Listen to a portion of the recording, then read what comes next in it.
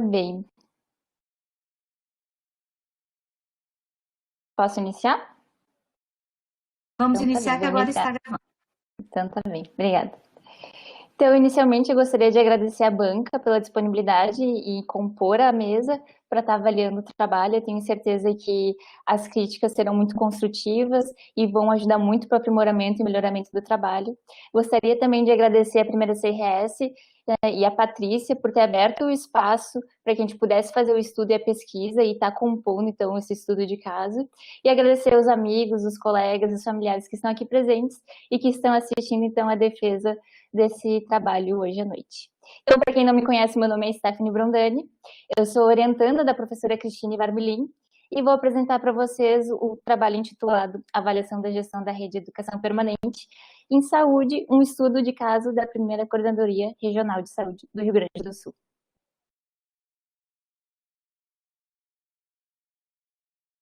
Então, educação permanente em saúde.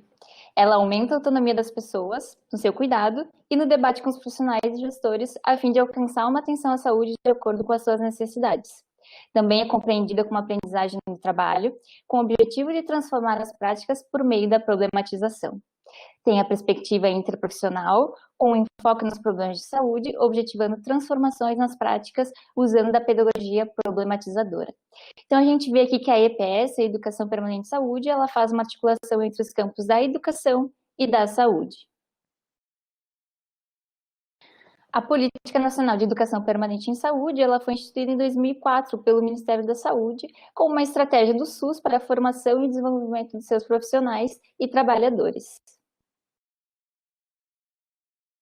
Então, rede é um conceito bem importante que é bastante utilizado aqui no trabalho. Então, a palavra em si, ela tem uma polissemia, ela tem diversos significados. Então, é caracterizada como um transconceito, termo com múltiplas definições, geralmente divergentes, mas com relativos efeitos de verdade em diferentes campos. Então, aqui a gente pode perceber uma rede. Pode ser uma rede de descanso, uma rede de praia, ou uma rede de proteção, uma rede de segurança, ou até mesmo atualmente as redes sociais devido ao uso das tecnologias. Mas para o entendimento aqui do trabalho, quando a gente utiliza a palavra rede, é no entendimento de que é um cruzamento, um entrelaçamento de pontos. Então, existe confusão entre EPS e EC? Então, EPS, a Educação Permanente em Saúde, ela tem múltiplos fatores, conhecimentos, valores, relações de poder, organização do trabalho. Ela tem elementos que fazem sentido para os sujeitos, promovendo as mudanças no processo de trabalho, é construído de modo ascendente, ou seja, da micropolítica para a macropolítica, a partir da análise coletiva do trabalho, e identifica os nós críticos na gestão ou na atenção, o que possibilita estratégias de promoção do diálogo entre as políticas. A EC, que é a educação continuada, ela tem a atualização dos conhecimentos específicos, ela tem a operacionalização descendente, geralmente são trabalhados em formatos de curso, e tem as atividades educativas pontuais e fragmentadas, desarticuladas em relação à gestão e à organização do sistema e ao controle social. Então, por que confusão?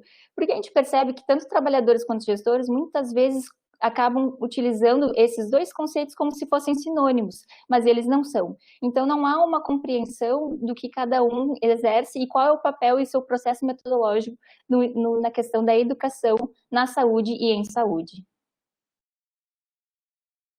Então, esse estudo ele tem como objetivo geral analisar os processos de gestão das redes de educação permanente em saúde, que são desenvolvidos na primeira Coordenadoria Regional de Saúde do Estado do Rio Grande do Sul, e tem como objetivos específicos compreender os processos de gestão da rede de EPS que são desenvolvidos pela Política Estadual de EPS para os municípios da primeira CRS, problematizar sobre o modo como as práticas de gestão e EPS atuam com os elementos subjetivos das redes de gestões e produzir informações qualitativas sobre o planejamento, acompanhamento e gestão da Política Estadual de Educação Permanente e Saúde da primeira CRS.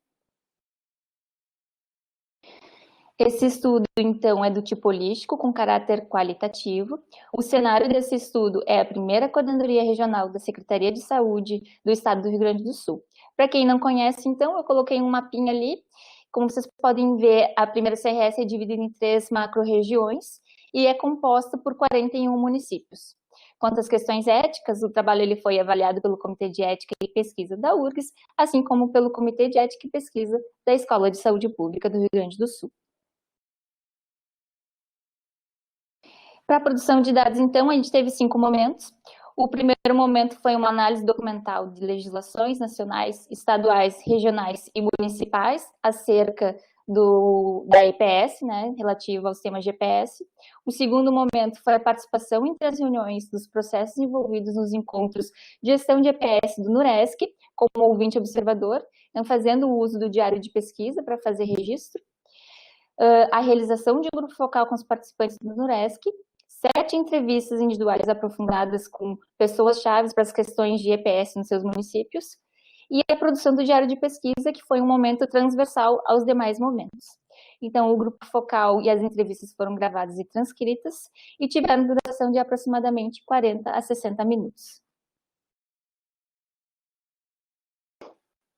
Então, aqui para a produção de dados, esse foi um instrumento que a gente utilizou para a produção de dados, que ele foi construído e elaborado, né, em cima do conceito das subjetividades da rede de Amaral e Bose, de 2016. Eu sei que a imagem está um pouquinho pequena, mas o objetivo não é estar esmiuçando exatamente o que diz nesse instrumento, mas para que vocês pudessem entender, porque a análise dos resultados, as categorias que emergiram desse instrumento. Então, já os resultados da pesquisa. Para a discussão, a gente acabou emergindo três categorias, em 3 sessões, então. A primeira sessão é as unidades mínimas. Então, as unidades mínimas, elas são os pontos que compõem a rede de saúde, e dentre os pontos, então, estão os serviços, as instituições, os trabalhadores, os dispositivos e os arranjos organizativos. Então, aqui a gente tem 3 falas. Tinha a ver muito mais com essa sensibilização, com encontrar os pares e com identificar as pessoas. E muitas vezes ficava bem personalizado mesmo, que tinham muito afim na educação permanente. E, na verdade, esses NUMESCs foram muito mais implantados por causa desses atores do que, de fato, de uma concepção e de uma importância do EPS. Então, aqui a gente percebe que há uma centralização em um sujeito. Sim, que o gestor acaba identificando uma afinidade daquele trabalhador, um desejo e uma importância quanto à e a relevância do processo de EPS para aplicação dentro da gestão. As atividades demandam tempo e a gente vê assim que todo mundo é bastante sobrecarregado. Eu mesmo aqui, eu não tenho essas 40 horas. Ninguém tem exclusividade. Então, dentre outras atividades, a gente tenta ter esse tempo para manter e para pensar essas coisas, porque eu vejo como uma dificuldade. Então, a gente percebe que não há exclusividade para que um trabalhador faça a gestão das ações de GPS e que tenha uma divisão, então, das tarefas de gestão, quanto às atribuições assistenciais também. Então, isso é visto pelo participante como uma dificuldade para a implantação da política de EPS. A gente vê uma fragilização muito importante nessa relação da gestão e da compreensão do fato de papel da EPS. Então, sim, existe uma não compreensão da política de EPS e que isso é um empecilho para a sua implementação.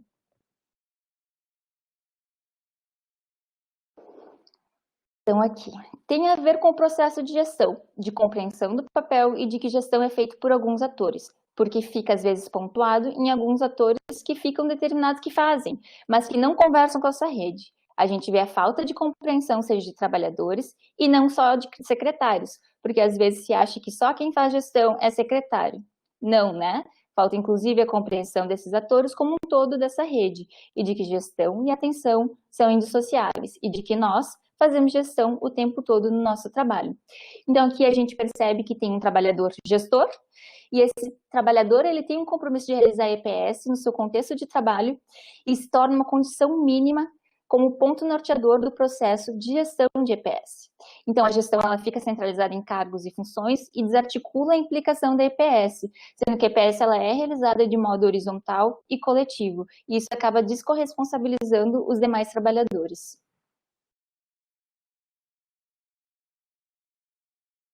Então, aqui, a universidade tem o seu interesse e a gente tem o nosso interesse. Então, a ideia é que a gente possa escrever sobre isso e poder cobrar as contrapartidas também, porque a gente é gestão.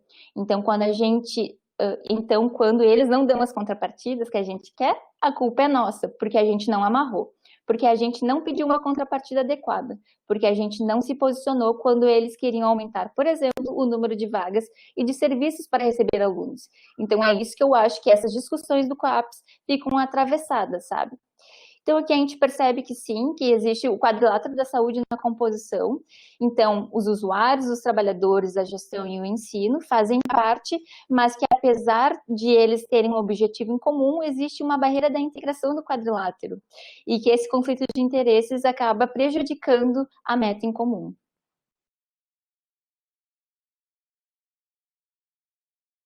Então, a rede como espaço de formação. A gente tem 3 falas aqui.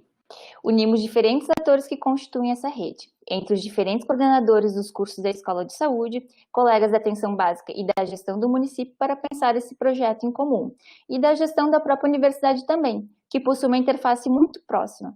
Então, todas as atividades acadêmicas foram propostas para pensar no seu processo formativo, tendo a atenção primária como orientadora dos pontos de atenção de toda a rede como espaço formativo, e nesse sentido, a gente pensar efetivamente a rede como uma rede escola.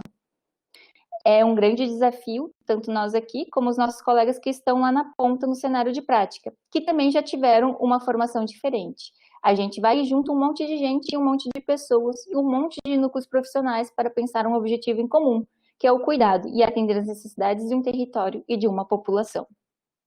Tem várias organizações dos núcleos profissionais, dos GTs, que são os grupos de trabalho, e comitês. E que, para mim, eles ficam muito nesse intermédio entre uma ação pura de educação permanente e uma ação de cogestão, gestão compartilhada.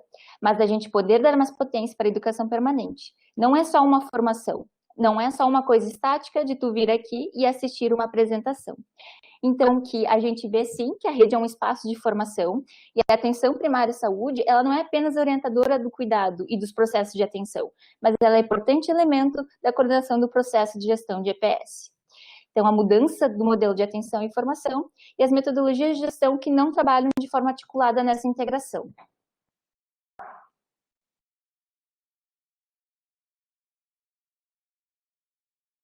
Então, a segunda sessão, quanto às normatizações e integração da rede, a normatização refere-se à normatividade, que é o controle e autonomia da gestão da rede. E a integração se refere ao conjunto das relações e da integração e articulação dos pontos dessa rede. Então, aqui mais 2 falas. A gente fez todo esse processo de implantação de pactuações, de fluxos, de encaminhamentos. E, enfim, tudo isso foi institucionalizado a partir do NUMESC. O NUMESC tem esse lugar muito potente porque ele, de certa forma, desenhou os fluxos e todos os caminhos que a gente precisa seguir para que esse processo de inserção em ensino-serviço aconteça.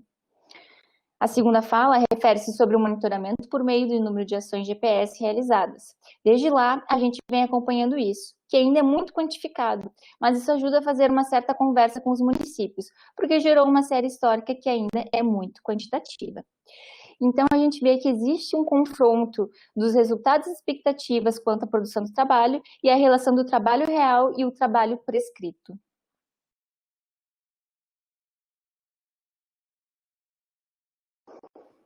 É claro que para algumas pessoas, se elas não recebem uma coisa bem estruturada, um protocolo, uma política com indicador, com monitoramento, com apoio institucional, toda hora perguntando e fazendo monitoramento, para essa pessoa talvez ela não tenha passado por nada e aquela estratégia de educação permanente ela possa estar perdida.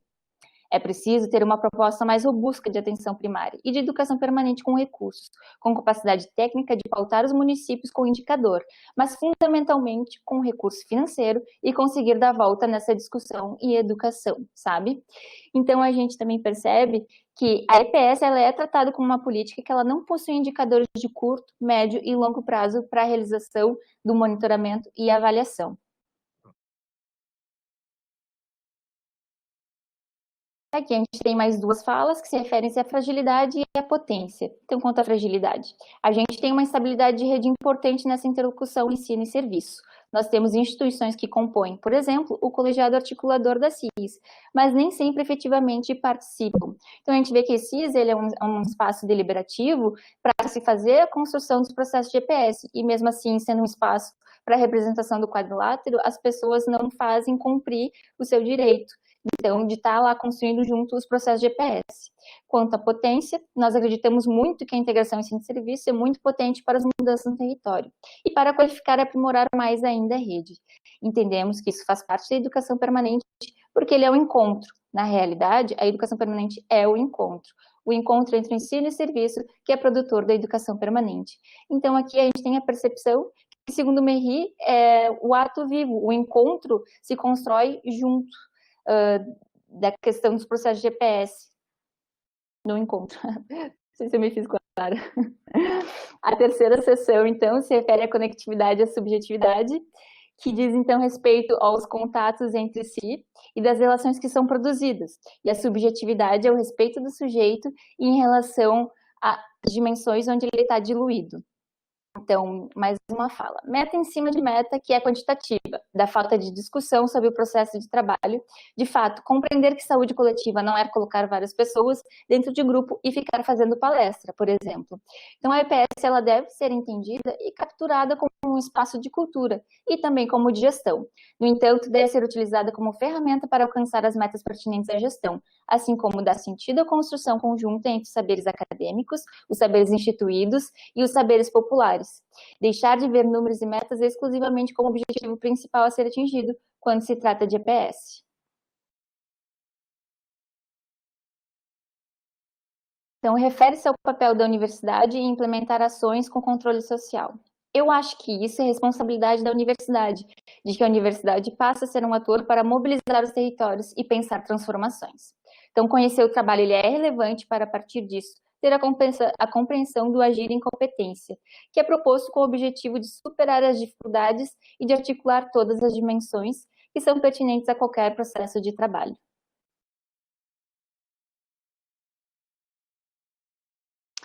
Mais uma fala, além da participação do controle social no grupo condutor do NUMESC, que é uma maneira de que temos e de que entendemos que o quadrilátero tem que estar presente.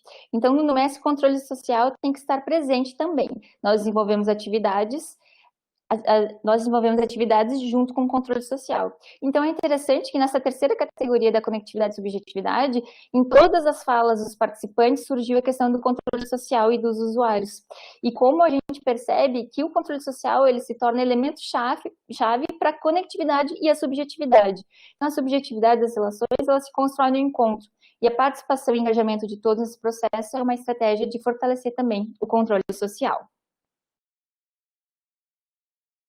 Então, como produto desse estudo, foi elaborado um artigo científico. Esse artigo científico ele vai ser publicado na revista Ciência e Saúde Coletiva e também pretende elaborar um boletim informativo que será enviado aos gestores acerca dos resultados que foram obtidos nesse estudo. Então, será encaminhado ao primeiro semestre como uma forma de dar uma devolutiva para o espaço e também da divulgação dos resultados que foram encontrados nesse estudo. Então, a gente compreende que os objetivos desse estudo eles foram alcançados e a gente pode fazer, então, uma comparação e uma analogia do processo macro, do processo macro de EPS com as abelhas, a sociedade das abelhas, né? Então, as abelhas, elas fazem a polinização das plantas, a produção do mel, que é um alimento para seres humanos e animais, a produção do favo, que é uma rede coletiva, e a comunicação sensorial com os pares, que elas possuem de uma maneira muito aguçada. Então, a gente produz EPS a todo momento nos nossos espaços de trabalho, mas também em outros pontos da rede, espalhando a informação e compartilhando experiências e o conhecimento construído.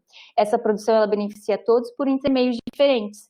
E que cada produção entre os diferentes atores, como os gestores, as instituições de ensino, os usuários e os trabalhadores, se conectam um a um, como nos alvéolos, e constituem uma rede muito maior de conhecimentos entrelaçados, sem sobreposição, mas união, formando a colmeia. Sejamos, então, as abelhas que produzem ações de EPS e que depositam em seus locos de trabalho suas singularidades e que, dessa forma, fazem a construção coletiva na rede e saem a polinizar demais lugares, compartilhando o que de melhor possuem. Essas são as referências. Obrigada.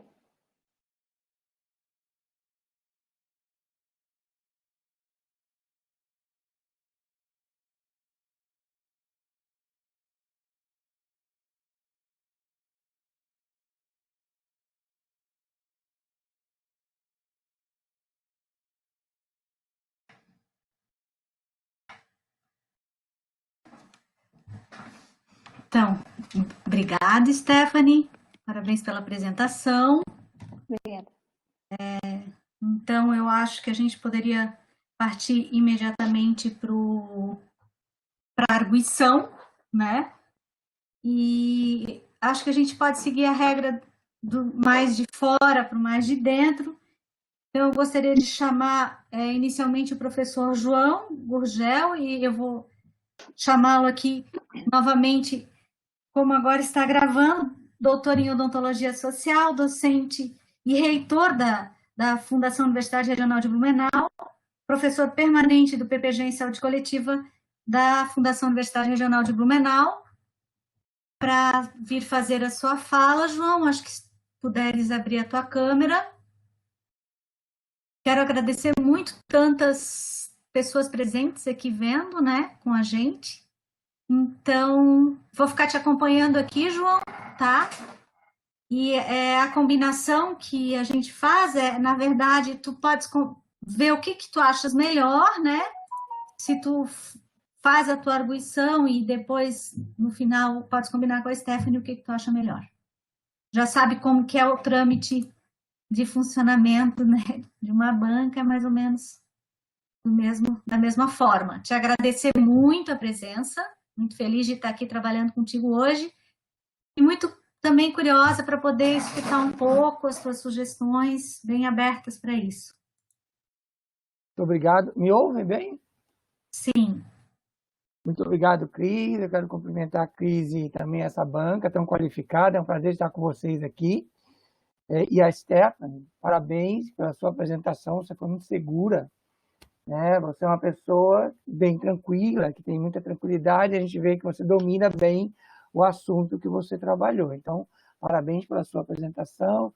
E também a parte gráfica. Achei bem interessante a questão da abelha, da capacidade colaborativa, né? A capacidade de cooperação que a abelha tem, tão fundamental para o nosso trabalho, processo de trabalho.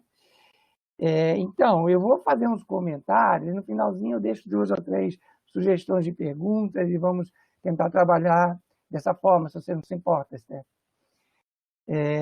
Então, acho que o tema é um tema de muita relevância.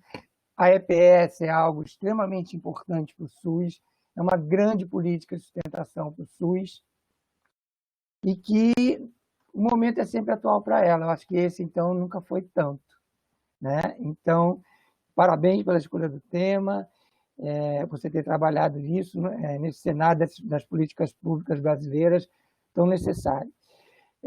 O trabalho apresenta uma grande consistência metodológica, vocês fizeram a opção por um trabalho qualitativo, e a gente vê que há uma coerência muito grande do objetivo com o método de coleta e a própria conclusão que você chegou. E você usou uma profusão muito grande de técnicas de coleta, né? Você vai da pesquisa documental, bem importante nesse caso, né? A observação participante, entrevista e grupo focal. Então, totalmente coerente com a escolha metodológica que você fez, acho que está de parabéns. E queria destacar também, e aí foi uma contribuição para mim, que também sou da área qualitativa, você ter utilizado esse roteiro do Amaral e do Bossi. Eu acho que, mais do que um roteiro, ele é uma matriz de análise muito poderosa, na dimensão qualitativa, né? E bem focado nas redes de EPS. Então, assim, muito interessante, eu gostei muito de ler e de conhecer essa metodologia, né? Que dá uma grande qualidade para a sua capacidade de análise, né? De poder olhar esse objeto, desvelar o que você precisava desvelar, nessa dimensão qualitativa.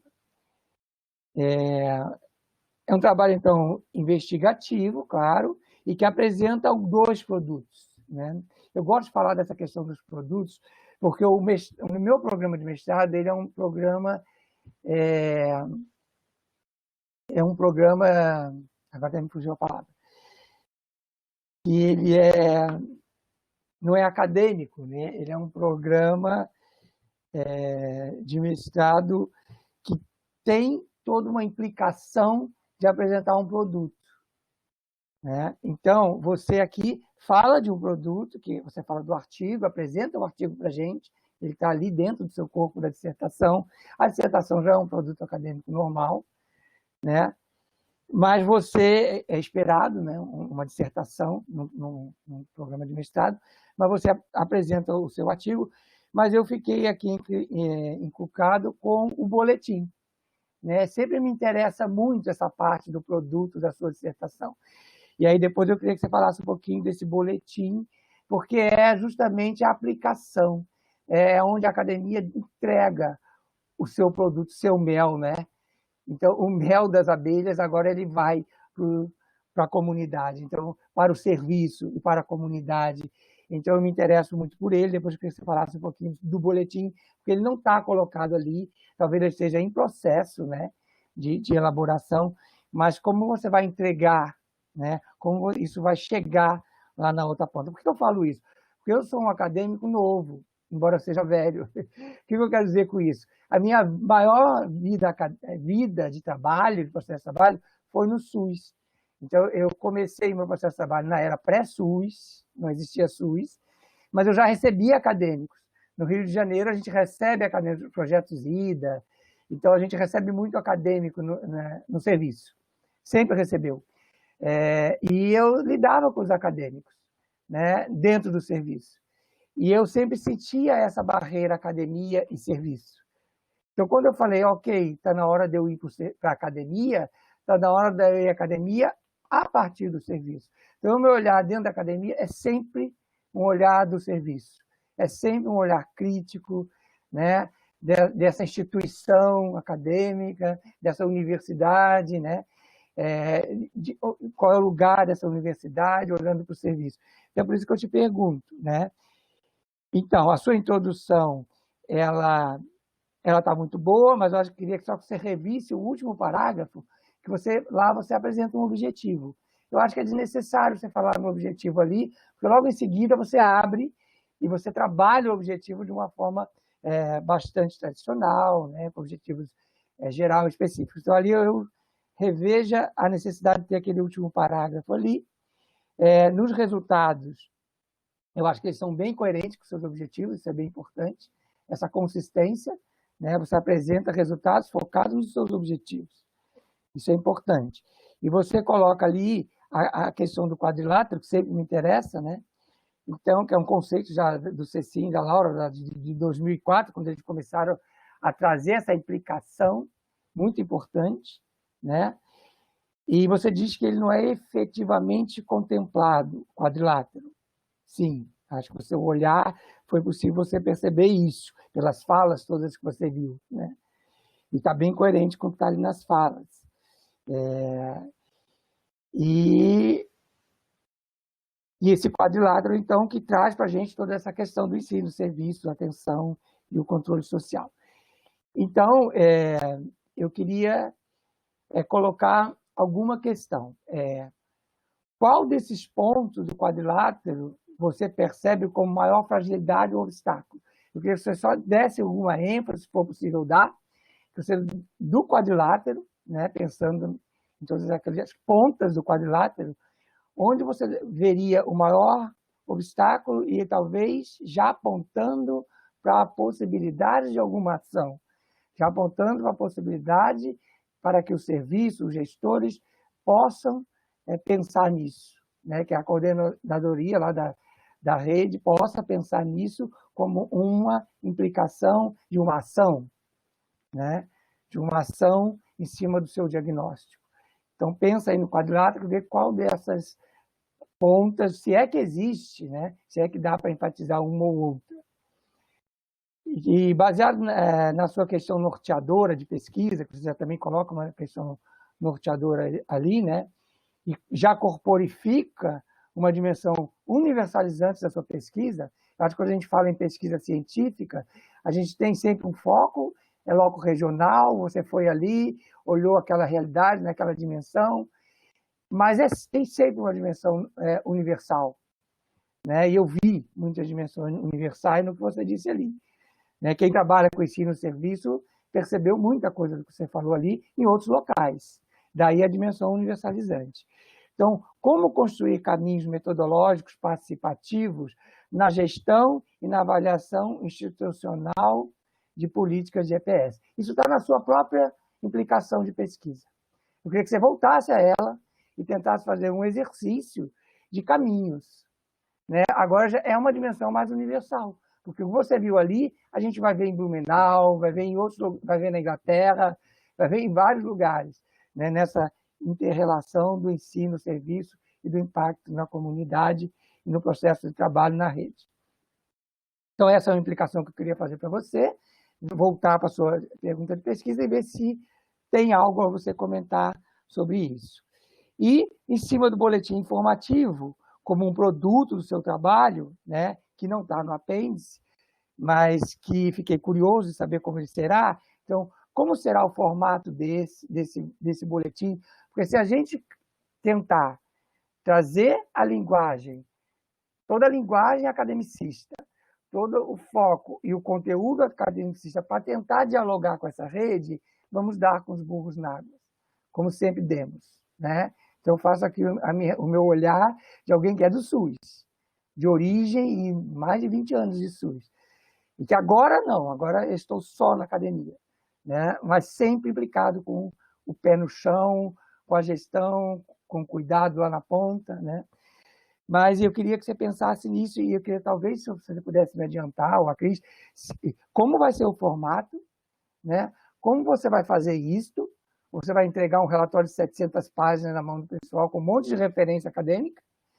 Ou você não vai cometer esse equívoco e vai fazer isso de uma outra forma, uma roda de conversa, ou vai entregar, talvez, na forma de infográficos, esquemas, ou mapas conceituais, ou coisas palatáveis que sejam aplicáveis, né? E que a pessoa olha aqui, vou fazer dessa forma.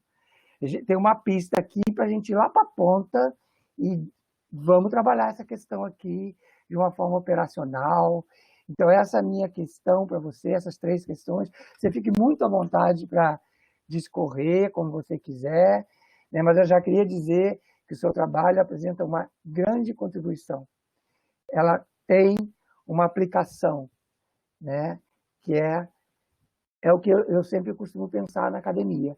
É uma aplicação, é o conhecimento que ele tem uma contribuição para o trabalho vivo, trabalho que está na ponta, para o trabalho do gestor, para o controle social, né?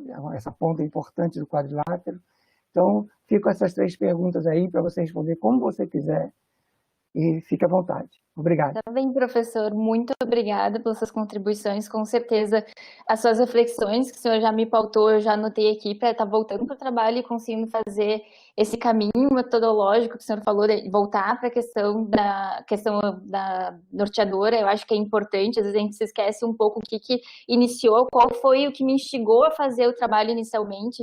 Então, eu vou voltar para pensar nessa dimensão mais universal que o senhor mencionou. Eu vou iniciar respondendo primeiro a sua pergunta do boletim informativo. Sim, a gente até conversou, eu e a professora Cristine, né, que a gente pretende fazer esse boletim informativo porque a gente entende, sim, que é uma maneira de trazer o retorno para a primeira CRS e para os municípios que compõem a primeira CRS do que a gente achou de resultado nesse estudo. O boletim informativo, ele é uma maneira mais fácil que o gestor tem de absorver essas informações. Como bem o senhor disse, não tem como a gente aplicar uma linguagem acadêmica, com referências, todo esse embasamento metodológico, que não vai ser muito atrativo para o gestor. O gestor, ele é mais objetivo, ele quer saber, digamos assim, a informação mais bruta, né, mais objetiva, para que ele possa aplicar isso na rotina de trabalho dele e aplicar no contexto, né? Então, a gente pensou em fazer, inicialmente, um boletim informativo como se fosse um folder, ele pode ser disponibilizado via digital, ou se for de interesse também, ele pode ser feito via impresso. Então, isso a gente não chegou a discutir, ele não está pronto ainda, a gente vai dar encaminhamento para a elaboração dele, e também se discute, possivelmente, estar fazendo uma oficina para trazer esse retorno via presencial na primeira CRS. Isso aqui a gente vai ter que ainda conversar com a Patrícia e com a delegada para ver quais são as possibilidades que a gente está fazendo.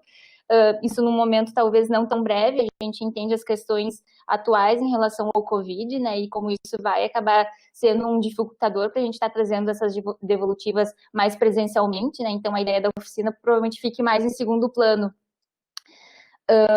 Em relação à sua pergunta do quadrilátero da saúde, Eu achei muito interessante e eu gostaria de responder que a minha opinião, eu enquanto Stephanie, sujeita e trabalhadora do SUS e militante, e, enfim, que pensa nisso, e eu acho que isso ficou um pouco claro na minha discussão, é que o controle social, para mim, ele é o lado do quadrilátero que tem a maior fragilidade. E isso a gente percebe também nas falas dos próprios sujeitos da pesquisa, porque o que acontece?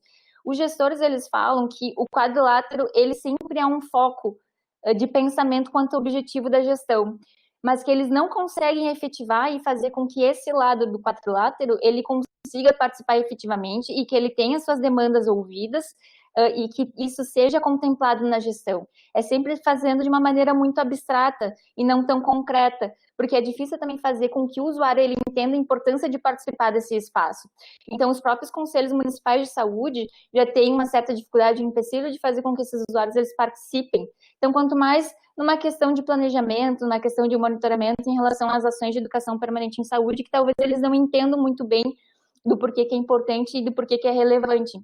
Então, para mim, em relação ao quadrilátero, com certeza o controle social, é o ponto mais frágil. E qual foi a terceira pergunta? Acho que eu esqueci de anotar aqui. Ou não sei se eu já respondi todas. Não sei se o senhor está... Eu creio... Não sei se eu contemplei, se eu respondi essas perguntas. Sim, eu creio que sim, Stephanie. Inclusive, quando você falou que o controle social é a participação popular, né, e o controle social são a parte mais frágil que você encontrou, já é uma questão universal. Isso nós temos encontrado em muitos trabalhos.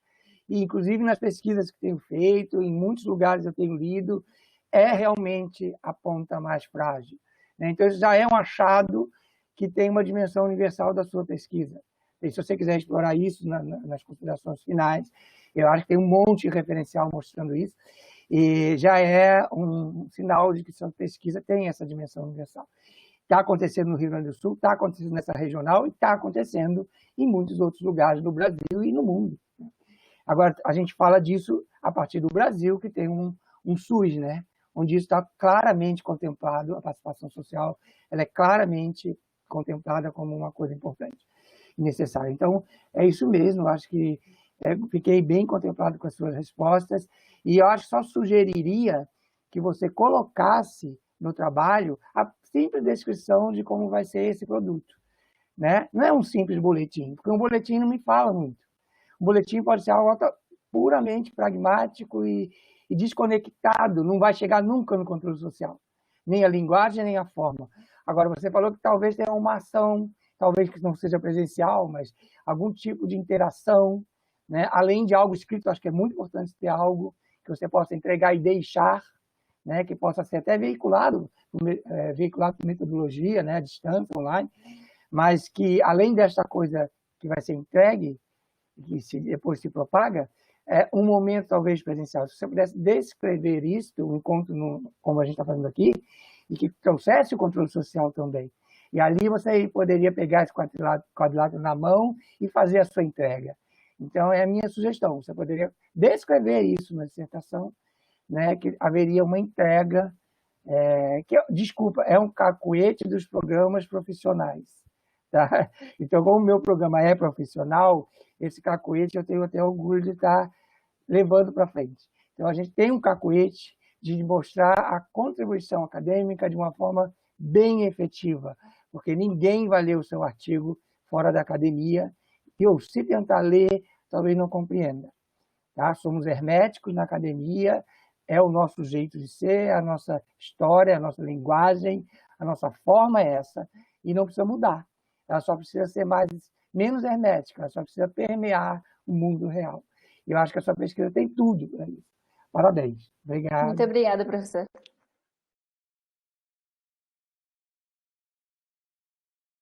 Obrigado, João.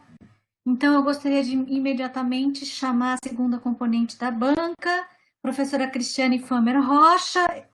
Vou apresentá-la novamente, doutora em Educação e professora associada da Escola de Enfermagem da URGS, professora permanente dos PPGs da Educação e da Enfermagem da URGS. Fica bem à vontade, Cristiane.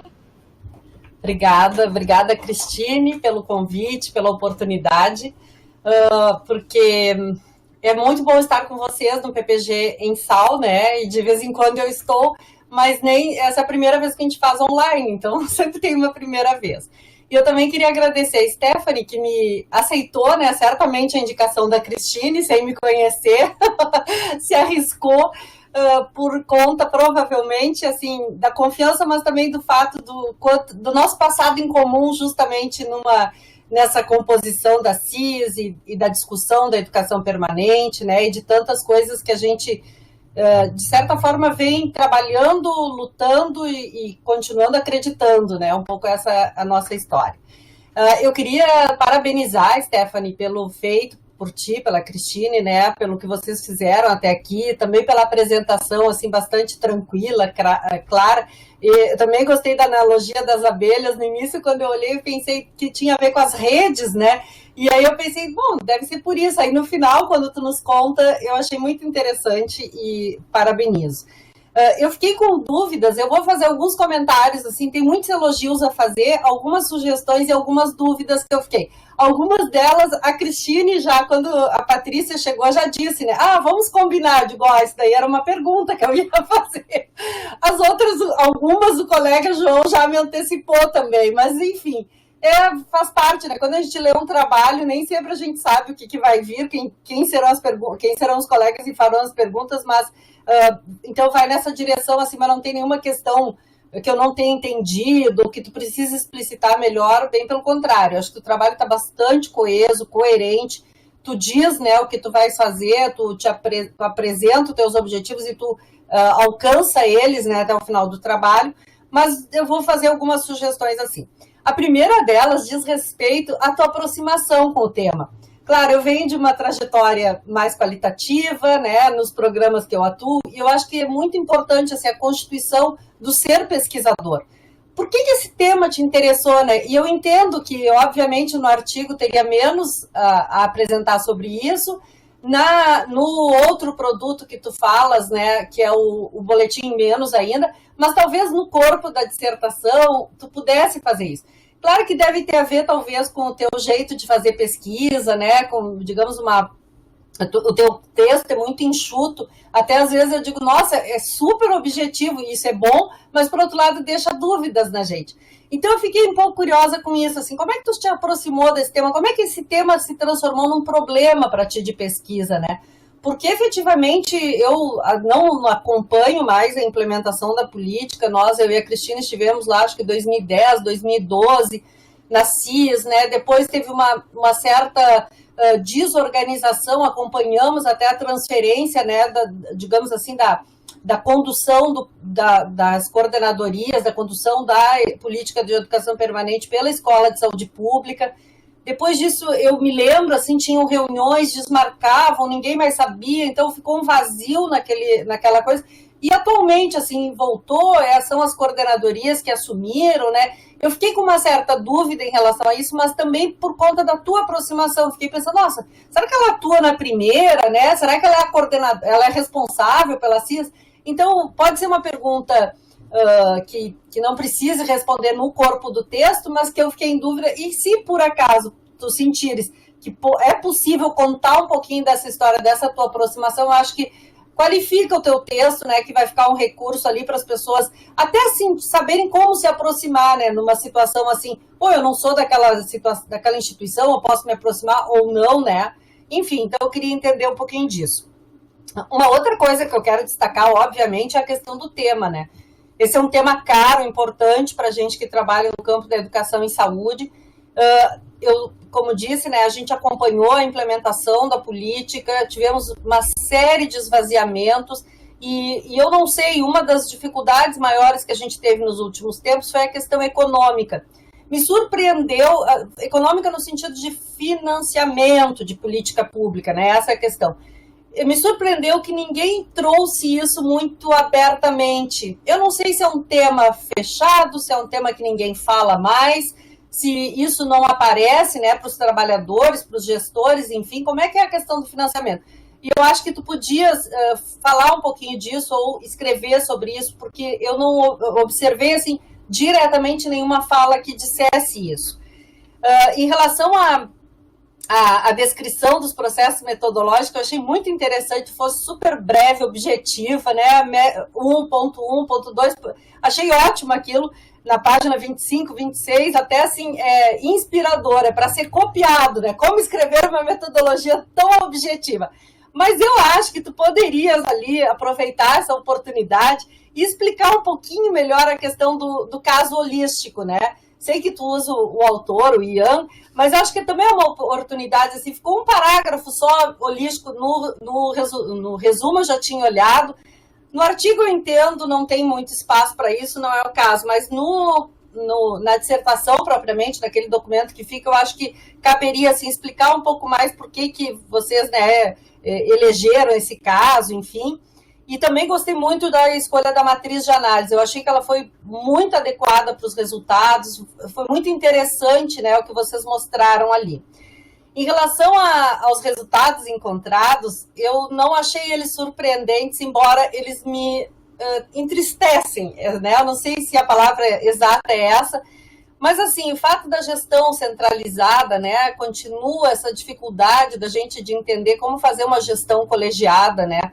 Isso tem muito a ver também com a nossa formação em saúde, né? Como é que nós, os temas da gestão, como é que elas estão sendo trabalhados nas várias formações, né? E para a gente fazer alterações desse tipo, talvez a gente precisasse também fazer alterações no sentido de organização dos serviços, né? Gestão mais compartilhadas, né? E por aí vai. A questão, por exemplo, do desconhecimento dos gestores e trabalhadores sobre a EPS, né? Agora, quando o João te perguntou, tu falaste do controle social.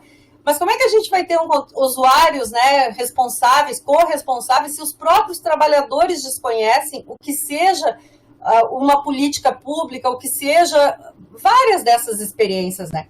Nós tivemos há um tempo atrás uma situação nos distritos sanitários e que nós, até era em relação ao PET, e aí nós falávamos que os trabalhadores tinham, né, deveriam, precisavam estar nas reuniões dos conselhos distritais por conta, enfim, para discutir as políticas públicas. E eu me lembro uma trabalhadora que era super dedicada, assim, ela disse, professora, eu estou aqui há 20 anos, nunca me convidaram para ir para uma reunião dessas. Então, assim, como é que a gente espera que os usuários tenham uma participação maior quando os próprios trabalhadores desconhecem completamente isso? Tu trazes nos teus resultados, né?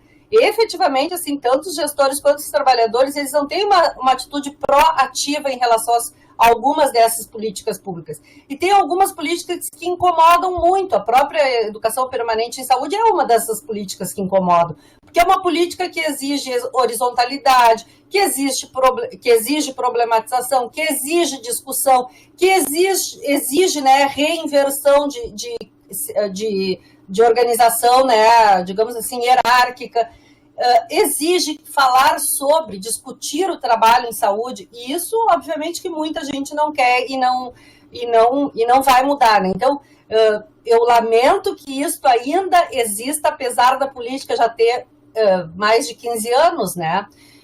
E a outra questão também que tu comentaste nos resultados é a não efetivação do quadrilátero, né? Que tu já falaste também com o professor João, que me antecipou. E eu acho que esse é um problema crucial no SUS, assim, e ao invés da gente fortalecer essas relações entre os vários atores, nós temos tido experiências lamentáveis, né, em vários campos e em vários setores, no caso do Sistema Único de Saúde, e nas várias esferas, né, de rompimento de relações, assim, de rompimento de confiança de relações, né, conselhos municipais, conselhos estaduais, conselho nacional, né, as várias instituições. Agora há pouco eu estava olhando a portaria, uma resolução que o Ministério da Saúde deu aos médicos, né, uma resolução que os médicos vão ter que, em relação ao aborto, estava até a Débora Diniz sendo entrevistada, ou seja, isso é um rompimento, assim, total, né, uma interferência, é um abuso, é uma violência, e que nós estamos aceitando pacificamente, né, a gente não consegue mais nem reagir a isso, né, porque, assim, desmandos em cima, então tudo aquilo que a gente lutou para construir em termos de Sistema Único de Saúde, que ainda não está consolidado, a gente tem visto a passos largos uma destruição. Então, assim, eu fico triste com os resultados, embora eles, lamentavelmente, não me surpreendam, né? Porque eles reforçam aquilo que a gente está vendo em outras esferas. A tua pesquisa mostra uma realidade que a gente está vendo no cotidiano das nossas vidas, né? Bom, dito isso, uma questão que eu queria, assim, algumas pontuações. Uma era a questão da divulgação dos resultados, que tu já disse, né, como é que tu vai fazer. E eu também ia sugerir, assim, que vocês fizessem pelo menos um esboço para constar ali desse boletim, ou pelo menos, assim, algumas questões relacionadas a essa divulgação, né? Bom, vamos fazer uma oficina, a oficina vai ser assim, vai convidar, porque também tem a questão, né, do constrangimento, às vezes convida gestores, trabalhadores e usuários, e pode não ser muito bom, né, essa reunião, assim, porque as pessoas não estão nem mais acostumadas, né, deveriam, mas não estão. Então, eu acho que vocês poderiam esmiuçar um pouco mais. E a outra questão que eu achei para contribuir é com relação ao tamanho do artigo. Eu acho que o artigo está ótimo, traz exatamente tudo que tinha. Mas quando eu comecei a ler, eu pensei, puxa vida, podiam dividir esses resultados em 2 artigos. Não se trata de fatiar, mas até mesmo de fortalecer parte dos resultados, porque tem uma parte que é bastante, que está mais em relação à organização, e a outra que está mais dos princípios, assim. Eu faria essa distinção, apresentaria para 2 revistas, até para facilitar isso que o João comentou, assim, do quanto a gente, ao produzir artigos científicos e, sobretudo, artigos grandes, a gente dificulta a questão da leitura, o acesso, entendeu? É enfadonho, cada vez as pessoas estão lendo menos. Então, é uma sugestão, assim. Eu vi, por exemplo, na página 42, que tinha vários depoimentos ali, super interessantes. Aquilo ali podia ser melhor, né, discutido. Claro, eu acho que tem a ver também com a urgência, né? O prazo, vamos fazer logo, não sei o quê. Então, é uma sugestão que eu tenho, assim, de vocês dividirem o artigo naqueles 2, digamos assim, 2 temas da discussão que vocês apresentam, né? E fortalecer um pouco mais no primeiro, que tem essas falas, são quase uma página inteira, acho que está na página 42, uma página inteira de depoimentos, de falas, discutir um pouco mais isso e enviar para revistas diferentes no sentido de tornar a divulgação mais fácil e mais acessível. Eu acho que ele está nas normas da ciência e saúde coletiva, porque a ciência e saúde coletiva até aceita artigos grandes, mas a ciência e saúde coletiva também está passando por uma reformulação e eles vão diminuir em breve o tamanho dos artigos, porque uma das coisas que eles estão se dando conta é que a revista não pode continuar a ter artigos tão grandes assim. É uma discussão interna que eu tenho acompanhado, porque o Luiz Felipe é um dos editores da revista e me falou, porque a gente recentemente mandou um muito grande, eles devolveram, e aí a gente disse, mas está nas normas. E sim, Cris, ainda está nas normas, mas nós não queremos mais artigos tão grandes assim. Diminui, enfim. Então, acho que até para antecipar essa situação de vocês, porque pode simplesmente ser rejeitado por causa do tamanho. Mas, enfim, eu acho que essas são as minhas considerações. Eu agradeço muito o convite, a oportunidade de estar aqui com a Cristine, contigo, e desejo, assim, que logo vocês divulguem, né? E quem sabe, meu desejo maior é que essas coisas mudem logo, porque efetivamente não é o resultado da pesquisa diz o tanto que ainda a gente tem que trabalhar nessa área da educação em saúde. Obrigada. Professora Cristiane, eu que agradeço, muito obrigada pelas suas contribuições, com certeza vai qualificar muito o trabalho. Eu não tinha pensado a respeito, não sei se a prof. Cristine pensou, eu não tinha pensado a respeito em dividir o artigo, mas eu acho bem interessante. Acho que sim, né, a gente vai conseguir talvez desenvolver mais algumas discussões, porque algumas coisas que eu queria ter trabalhado um pouquinho mais, a gente teve que diminuir justamente pensando no tamanho do artigo.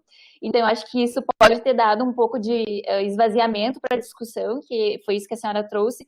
Mas pensando nessa questão de dividir, eu acho que vai melhorar bastante. Eu não tinha pensado, então eu agradeço, porque vai ser bem potente.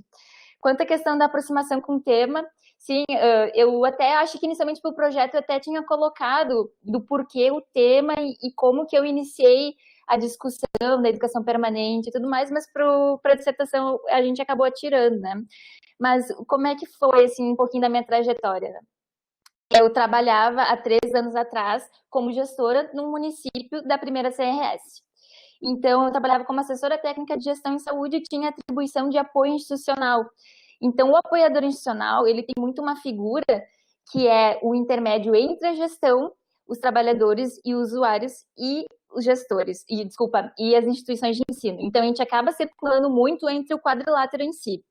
E a gente faz muito as ações de educação permanente. Então, é praticamente um sujeito-chave também para estar fazendo esses espaços da rede ser mais potente em relação aos processos de educação permanente.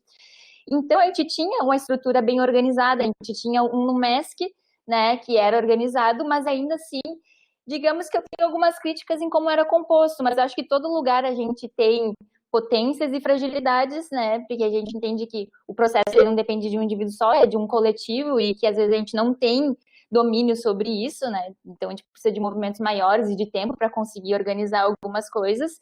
Então, isso acabou me despertando algumas perguntas, que daí partiu a pergunta norteadora, de pensar em como... Eu fiz alguns questionamentos no trabalho, né?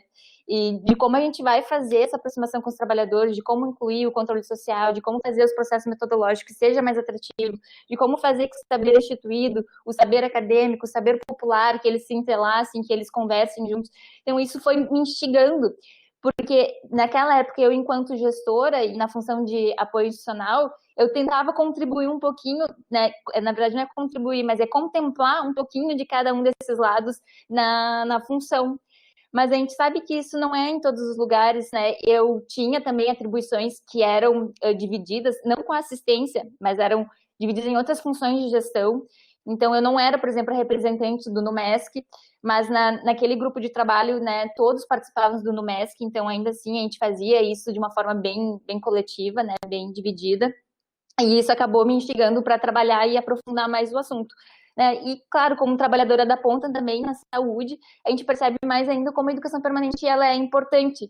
Então, é óbvio que, enquanto gestora, isso fomentou, me instigou a ir atrás do assunto, mas, como trabalhadora da ponta, isso só se assentou, ele se solidificou, na verdade, né? Então, a gente vê, principalmente, atualmente, com a questão do Covid. Como é que a gente faz com os trabalhadores, com os usuários, com as instituições e com os gestores em relação ao Covid? É processo de educação permanente, a gente está em contínua educação. Então, vem lá uma doença, uma pandemia, o que a gente faz para adaptar, como a gente melhora, como a gente vai prevenir, o que a gente vai organizar aqui no serviço de acordo com o que a gente tem, com os insumos, com os EPIs que são escassos, como a gente vai trabalhar nesse sentido. Então, a gente fica a todo momento fazendo esses espaços de educação na equipe e para fora também. Então, na verdade, isso só complementou um ao outro. Então, foi essa a minha aproximação com o tema e como que eu acabei construindo, né, com a ajuda da professora Cristine, o trabalho. Sobre a questão do financiamento, então, que tu perguntou, professora, não sei, não me recordo exatamente o ano, acho que de 3 ou 4 anos atrás houve uma mudança dos blocos de financiamento. Tá? Então, nessa mudança dos blocos de financiamento, antes tinha uma verba específica para educação permanente. Com a mudança, não, ele foi diluído dentro do bloco. Com a diluição dessa verba, vai depender do gestor na aplicação, porque daí o gestor que entende de como gerir os seus custos, ele consegue aplicar bem, então ele consegue fazer um jogo disso.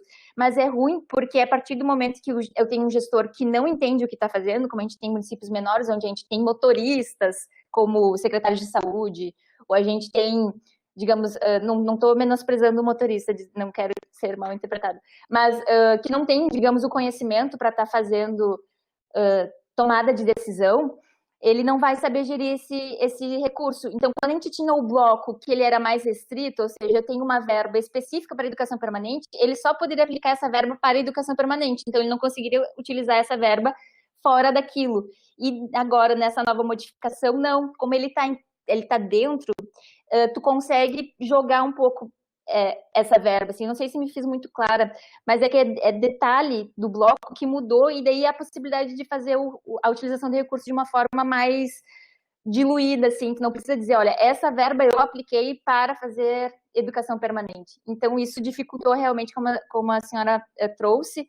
Sim, tem questionamento, acho que eu trouxe, inclusive, numa das falas do trabalho, quanto à questão de ter recursos para estar fomentando, porque como a gente teve uma mudança, inclusive, dos indicadores, e falando do CISPACTO, falando do CISPACTO, como teve uma mudança de indicador, inclusive, isso já praticamente desmotiva os gestores a continuar investindo nas ações de EPS. Então, na verdade, é um constante desmonte, né? E isso também me deixa muito triste, professora. E assim, quando a senhora falou, eu pensei, a prof captou, não sei se captou, acho que captou o que eu quis trazer nos resultados, que eu também fico triste com esse desmonte. A gente vê que a educação, de uma maneira muito universal falando, ela está totalmente desvalorizada. É mais importante e relevante para mim, enquanto gestora, eu ter um trabalhador alienado, que é isso que a gente percebe, que é o desejo dos gestores. Não estou falando de ninguém específico, não estou falando, né, estou falando de uma maneira bem global a nível Brasil, assim, né? Então, se eu quero trabalhador alienado, o que eu vou esperar do pobre, do usuário? Então, acho que isso acaba se atravessando e eu também fico um pouco triste, mas a importância de trazer isso nos resultados é justamente, talvez, trazer um destaque para que a gente tente lutar contra, né? Infelizmente, é o que a gente pode fazer. Eu não sei se eu respondi todas as perguntas e com certeza a gente vai trabalhar na questão do esboço do boletim e tá vendo os detalhes da divulgação e descrever melhor dentro do trabalho. Muito bem, ótimo, Stefane. Claro que deu conta. A gente fica até esperançosa em te ouvir. Porque nasce a esperança. Obrigada. Eu agradeço. Obrigado, Cris, pela participação. Então, eu vou chamar imediatamente também o professor Rafael para a gente ouvi-lo, né? Professor nosso do departamento, Rafael. Então, fique à vontade. Vocês me escutam? Tá bem. Bom, eu quero iniciar agradecendo, né? Agradecendo a Stephanie, agradecendo a Cris pelo convite para estar com vocês. Agradecer também os colegas, né? Os professores que me antecederam, a professora Cristiane, professor João. E é uma alegria, uma honra poder estar aqui com vocês.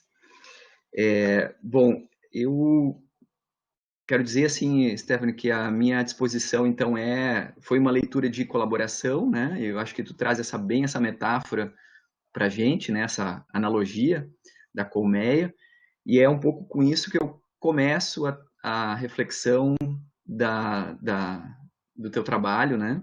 Sobretudo da apresentação, que foi uma bela de uma apresentação, e destaquei aqui da tua apresentação 3 analogias ou 3 metáforas para iniciar a reflexão, tá? A primeira delas já foi bem mencionada aqui, a da colmeia, né, e da colaboração das abelhas, permeia o trabalho, permeia sobretudo a apresentação, e claro, o texto também traz isso, sobretudo no final, né, em que essa analogia é explicitada para o leitor, e eu penso que isso dá visibilidade também para o pensamento, né, dá visibilidade para a produção do conhecimento, o que é bastante importante. A outra analogia, a outra metáfora é a da rede, né?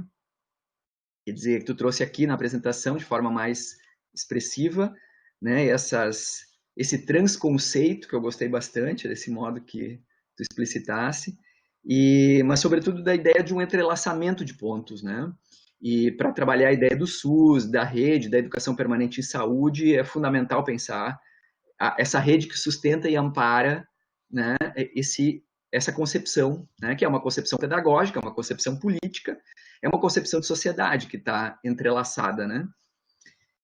E a outra é a ideia do encontro, né, que a educação permanente é da ordem do encontro, né? Então, gostei muito dessas 3 analogias, eu trabalhei mais com a ideia de metáforas aqui, porque elas são muito potentes para pensar o teu trabalho, né?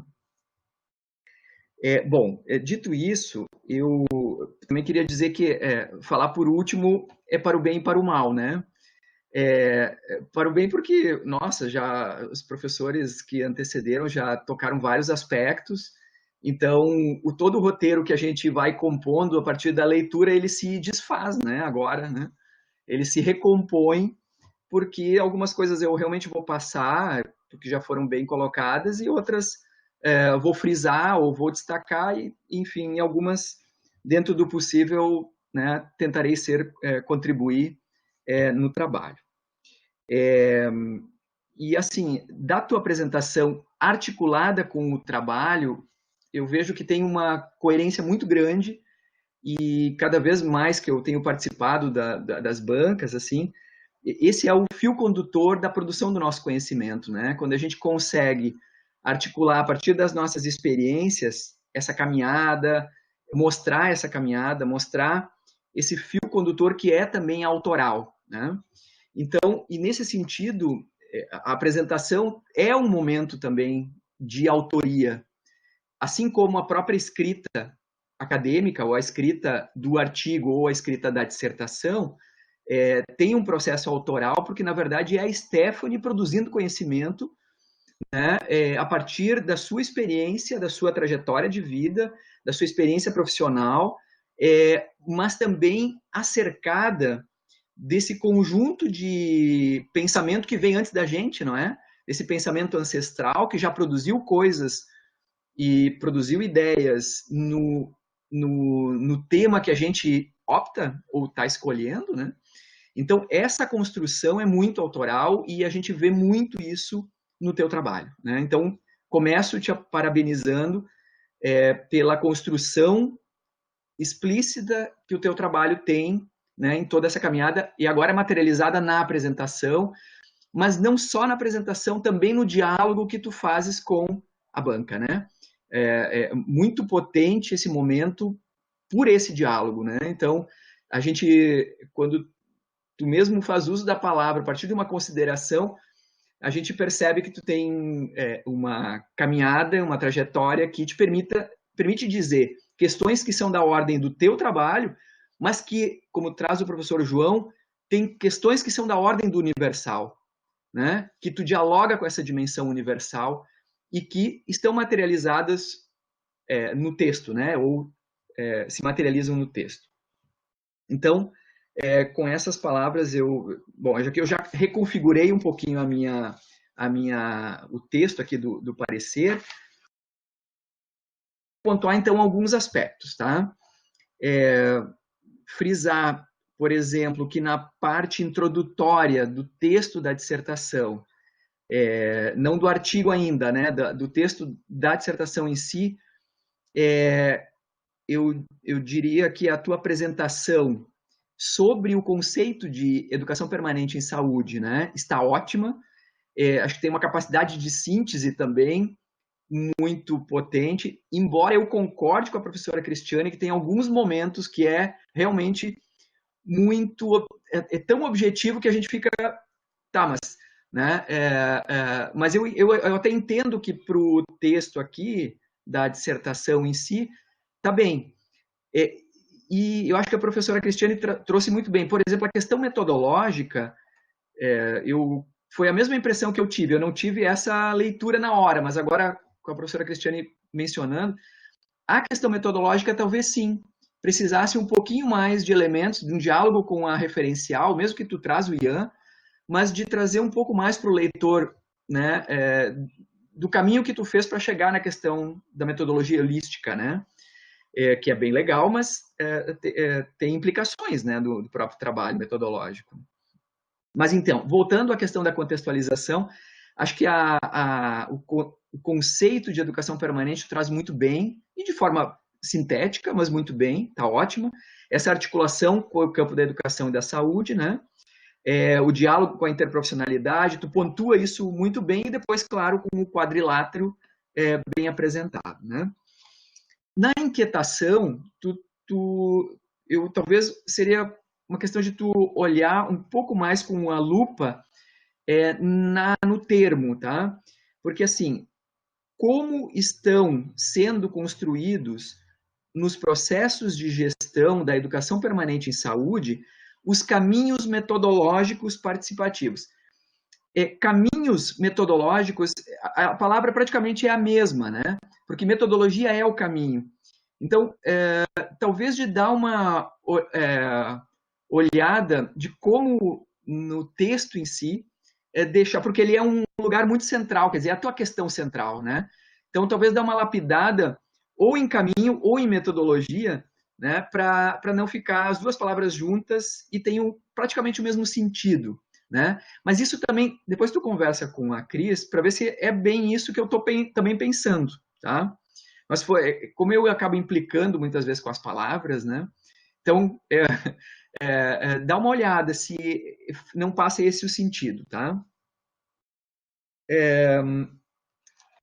Para fins de, obviamente, de sugestão, tá? Bom, sobre o referencial teórico, tu traz, então, ele dividido em 3 partes, né? A política nacional e a estadual de educação permanente em saúde, né? Onde tu apresenta a política e articula com o Ministério da Saúde, o SUS, e depois chega até a coordenadoria. Né? Eu gostei muito daquele quadro 1 que está lá, das portarias e das resoluções, ele está muito didático, né? E muito explícito, assim, tá bom isso, né, dos últimos 20 anos, né? Então acho que ele é bem didático para outras produções e sintetiza bastante essa, né? Não fica aquele, às vezes, muito um texto e a gente não sabe do que está tratando, tá tudo ali materializado. Depois os contextos educativos, né, e o campo do trabalho na saúde, né, os pressupostos pedagógicos, então, da educação permanente em saúde, e por último a gestão da educação permanente em saúde. Que tu traz as teorias, inclusive administrativas da gestão para dialogar, e a secretaria estadual, né, e a coordenadoria regional. Tá bem, eu só trouxe aqui como destaque, porque eu acho que está bem estruturado e está bem organizado. E sintético, objetivo para o leitor é bacana. Do produto, então, acho que foi muito bem trazido aqui pelos colegas, né? Eu não tinha pensado nessa ideia da professora Cristiane, mas eu concordo, e, sobretudo, não necessariamente pelo tamanho, embora a professora já mencionou as razões para isso, mas, sobretudo, por conta, e eu senti isso assim, na análise do artigo, várias vezes tu tem assim 5 narrativas, 5 depoimentos que são riquíssimos, e aliás, essa é uma riqueza do teu trabalho, a riqueza dos depoimentos, que elas permitem um mundo de possibilidades de análise, né? Então, e como é tão rico e tão complexo, porque na verdade tu dialoga com profissionais, né, da saúde, então também tem uma riqueza de quem está na ponta, quem está com os desafios da ponta, e muitas vezes a análise não dá conta dessa complexidade, né?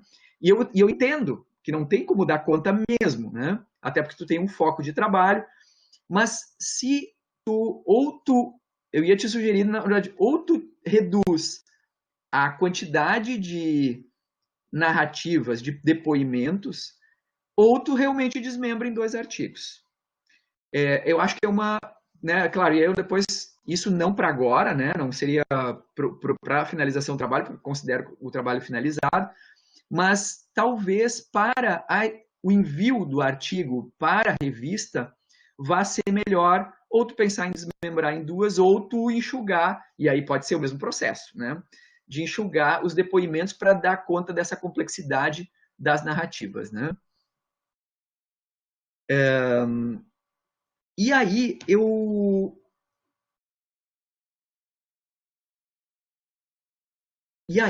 fiquei só numa curiosidade do processo de construção. E eu acho que tu já me respondeu ao longo das respostas do professor João. Mas eu fiquei curioso de como é que foi o processo da elaboração do teu projeto. Quando tu enviou para o Comitê de Ética e comentou para a Compesc, se ele é exatamente o mesmo que está aqui apresentado na primeira parte da tua dissertação. E eu até entendia que na tua resposta que não, que tu sintetizou algumas coisas, né? Então, quer dizer, depois eu queria entender um pouquinho como é que foi isso, se é exatamente o mesmo texto, né? Ou se ele teve algumas supressões para compor agora a dissertação, tá? Isso é muito, na verdade, curiosidade do processo, tá? Bom, eu agora vou entrar um pouquinho no texto do artigo, tá? E algumas contribuições, ou pelo menos algumas questões para te pensar junto com a Cris. não é necessariamente uma resposta, não precisa responder aqui, tá? A primeira, e aqui fala alguém que é da área da educação e que não tem um trânsito com quem trabalha no SUS, por exemplo, tá? Meu trânsito é do campo da pedagogia, né? E que trabalhou com escola há muito tempo, né? Então, por exemplo, para mim eu tenho um estranhamento quando a palavra unidades mínimas. Eu fiquei pensando, mas o que é unidades mínimas, né? Como eu não sou um leigo do cenário, eu fiquei me perguntando, e daí eu acho que, como sugestão, eu diria que talvez já no resumo é preciso dizer o que tu entende por unidade mínima, que diálogo que é esse, se é com o SUS, se é com a coordenadoria. Quer dizer, situar isso, uma nota de rodapé resolveria. Por quê? Porque tu vai explicar o que é a unidade mínima, mas é lá no final do artigo. E eu sei que tu explica isso antes no texto também, na dissertação. Mas no artigo, se eu for pegar só o artigo, eu não reconheço o que é a unidade mínima, só vou pensar lá nas considerações finais. Então, acho que explicitar no começo resolveria essa... E, claro, para quem não é da área direta, né, da saúde, efetivamente, né? Ou quem não conhece o SUS, enfim. Tá? Então, essa é uma sugestão. O resumo do artigo está muito bom, né? Está objetivo, está na justa medida, e é um convite. O que eu acho que o importante para um artigo é que ele seja um convite, né? Que seja efetivamente um convite para o leitor para entrar no texto, e ele cumpre muito bem esse papel, né? Talvez pudesse ter a pergunta, o problema de pesquisa pudesse estar no resumo também, porque está o objetivo, que é muito próximo, obviamente, da pergunta, mas talvez pudesse estar também mas isso também é assim, firula, né, de tu ver depois com a Cris se cabe ou não, tá?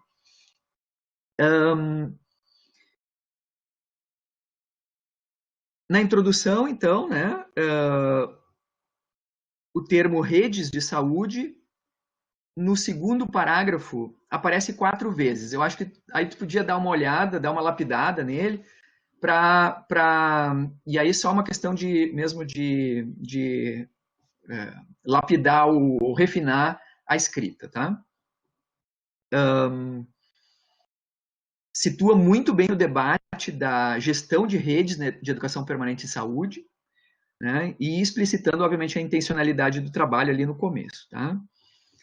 Eu gostei, eu acho que alguém já tinha mencionado, a prof. Cristiane já mencionou, dos 5 momentos de produção de dados, está excelente, né? Está enxuto e diz o que é para o artigo, está perfeito, né?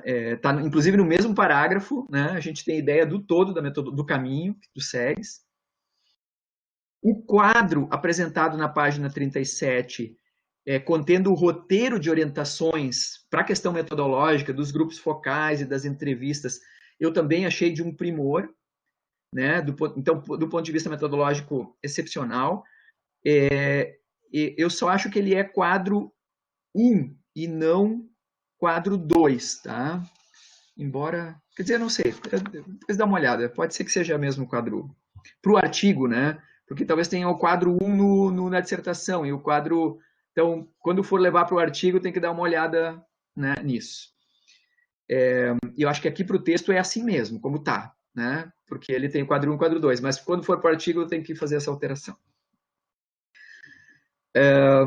Dos resultados, então, discussões, acho que foi muito bem explorado aqui já, do debate, eu trouxe umas questões também, acho que o professor João pegou muito bem sobre essas questões do quadrilátero, e explicitar, talvez mais no texto, qual é a dimensão. Tu faz isso, mas poder dar um destaque, porque eu acho que isso, nas considerações finais, mereceria que o controle social é um calcanhar de Aquiles, né, para essa problemática, né?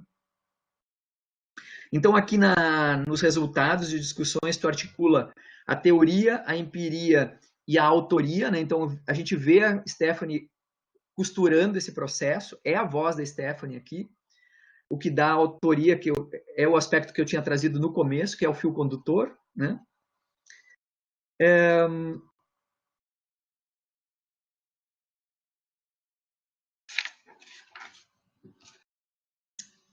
Bom, na página 40, tu sintetiza mais ou menos uma ideia, bem no começo das análises, né?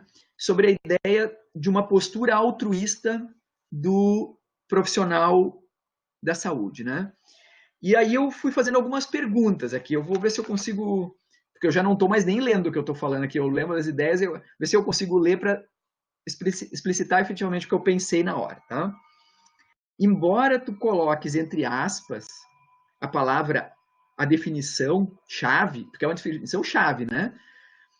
Da tua compreensão sobre o lugar que esse profissional assume, eu entendo que as palavras, elas têm esse, para o bem e para o mal também, né? Elas, ao mesmo tempo que elas são potentes, elas podem clausurar. Então, e elas carregam de sentidos também, né? Eu gosto muito do Calvino, Ítalo Calvino, que das 6 propostas para o próximo milênio, e ele trabalha com uma das propostas, é a precisão. Né? A precisão na literatura, por exemplo, é a precisão quando a gente vai produzir um texto acadêmico também, né? E vamos dizer que eu acho que eu entendi o sentido, mas eu fiquei implicando com a palavra altruísta, tá? Qual o sentido que tu quis dar para altruísta? Eu fui no dicionário, tá? Fui lá dar uma consultada no dicionário. E assim, que se dedica desinteressadamente, que não espera nada em troca, voluntarioso, filantropo e contrário de egoísta. Até entendo que seja contrário de egoísta, porque tem um sentido, vamos dizer, na dimensão pedagógica, com o outro é muito fundante da gente. Mas será que é também nesse sentido que desinteressado, no sentido político, ou não? Então, talvez merecesse explicitar um pouco mais o sentido que tu quisesse dar de altruísta para para nós, né, para no caso quem trabalha no SUS, né, da educação permanente em saúde, para não, mas isso fica como para nível de sugestão, mesmo que tu colocasse entre aspas. Eu entendi o sentido do aspas, porque é aberto também, né? Mas eu acho que mereceria talvez aí ou uma nota de rodapé ou explorar num parágrafo pelo menos o sentido de altruísmo que tu estás dando. Tá? E no mesmo parágrafo tá muito legal, porque tu faz uma constatação, que é nesse mesmo parágrafo, né, de um exercício analítico e reflexivo muito cuidadoso. Por isso que eu acho que é o cuidado, talvez, de olhar o conceito, porque na sequência tu faz uma análise muito cuidadosa. E aqui eu pontuei, né? Veja só, as atividades de gestão da educação permanente em saúde estão atreladas à pessoa e não à oficialização do espaço da política nacional no desenvolvimento do serviço das redes em saúde. A gestão centralizada em funções, cargos ou indivíduos desarticula a implicação da educação permanente de saúde no cotidiano do trabalho. Tá excelente isso aqui. Isso aqui é de botar no mural, assim, né? Para pensar, e a Stephanie falando, né? Quer dizer, essa articulação muito boa com uma análise, porque aqui é análise de discussão do que tu te propõe, né? Da gestão das políticas, né? Então, eu já tinha um outro destaque que eu já tinha falado antes, porque eu já me atravessei aqui, fui falando antes, é a riqueza, mas eu quero destacar novamente, a riqueza das falas e dos fragmentos dos teus sujeitos. Está muito rico, tem muita coisa, é de uma abordagem complexa, né? De uma visão ampla, sistêmica, integradora, problematizadora, como a própria educação permanente em saúde. Quer dizer, tu exercita com os teus sujeitos de pesquisa um processo de educação permanente em saúde, na própria entrevista. Então, acho que aqui tem uma dimensão meta, inclusive, meta-reflexiva do processo da pesquisa com os sujeitos investigados, né? Eu botei aqui só meta, porque eu acho que tem um campo de exploração aqui metodológico desse processo das entrevistas que também seria um caminho muito legal, não é para esse trabalho aqui do artigo, né? Seria muito mais uma reflexão sobre a caminhada da Stephanie enquanto processo metodológico, que acho que como muito bem o João pegou, tu tem aí uma diversidade muito grande de diálogo com procedimentos, metodologias e enfoques, e tu tem, portanto, um diálogo muito potente com os teus sujeitos, né? Que são teus interlocutores, e tem aí um processo, inclusive, de reflexão da pesquisadora Stephanie, que poderia ser um processo muito rico para pensar a metodologia do teu trabalho, né? Que o artigo não comporta, porque o artigo tem um outro arcabouço e outro foco, né? Mas talvez nas considerações finais da dissertação, um parágrafo nesse sentido seria muito importante, né? E aí não é um parágrafo porque tu tem que fazer mais um parágrafo. É assim, é o processo de se constituir pesquisadora, se constituir investigadora do seu cenário de trabalho, né? Com toda essa implicação que foi muito bem colocada aqui, que tem uma dimensão prática. Tu não estás fazendo um boletim para a academia. O boletim é para voltar, né, para os profissionais, né, e também transformar suas práticas pedagógicas, suas práticas profissionais, né, e interprofissionais no seu cenário de prática, né? Então, tudo isso para dizer assim que as análises que estavam colocadas ali, por exemplo, é na voz dos teus sujeitos. Quando eles trazem a perspectiva a dimensão interfederativa, poxa, só a palavra interfederativa, na voz dos sujeitos, teria um campo de diálogo para potencializar no campo da gestão, né? Que é o teu circunscrito ao teu cenário. Da política, então, da legislação, que tu fazes o diálogo, e da prática e do desenvolvimento profissional, que é a educação permanente de saúde, né?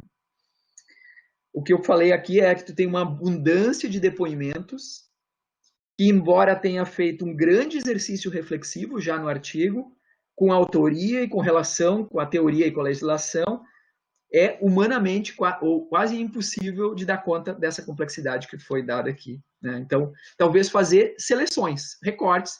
Tu tem ali realmente 2, 3 artigos para poder aprofundar em abordagens, inclusive, múltiplas, né? Muito bem, estou indo para o final, tá? Desculpa, Cris, e Stephanie. A gente está adorando. Tá bem, tá bem. É que depois que a gente lê também, a gente fica uma semana envolvido, né? Eu fiquei a semana inteira conversando com a Stephanie aqui. Aproveita agora esses momentos para poder, né? E a gente está com saudade da aula, sabe? Então, quando dá a palavra para a gente, daí pronto, né? E não é aula, né? Aqui é realmente um diálogo mesmo. Mas no sentido de usar a palavra, né? Muito bem. Eu já falei, então, tu tem para o bem e para o mal isso, né? Da riqueza, mas ao mesmo tempo, como é que eu dou conta dessa riqueza no artigo? Então, é um equilíbrio que alguém já mencionou um pouco antes de mim, né? Esse equilíbrio é difícil de acertar e, enfim. Muito bem. Do boletim, então, acho que já foi muito bem pontuado aqui, sobretudo pelo professor João e a prof. Cristiane. O que eu coloquei aqui, talvez mais para fins de sugestão, já a partir do debate que tu andou fazendo com ambos, tá?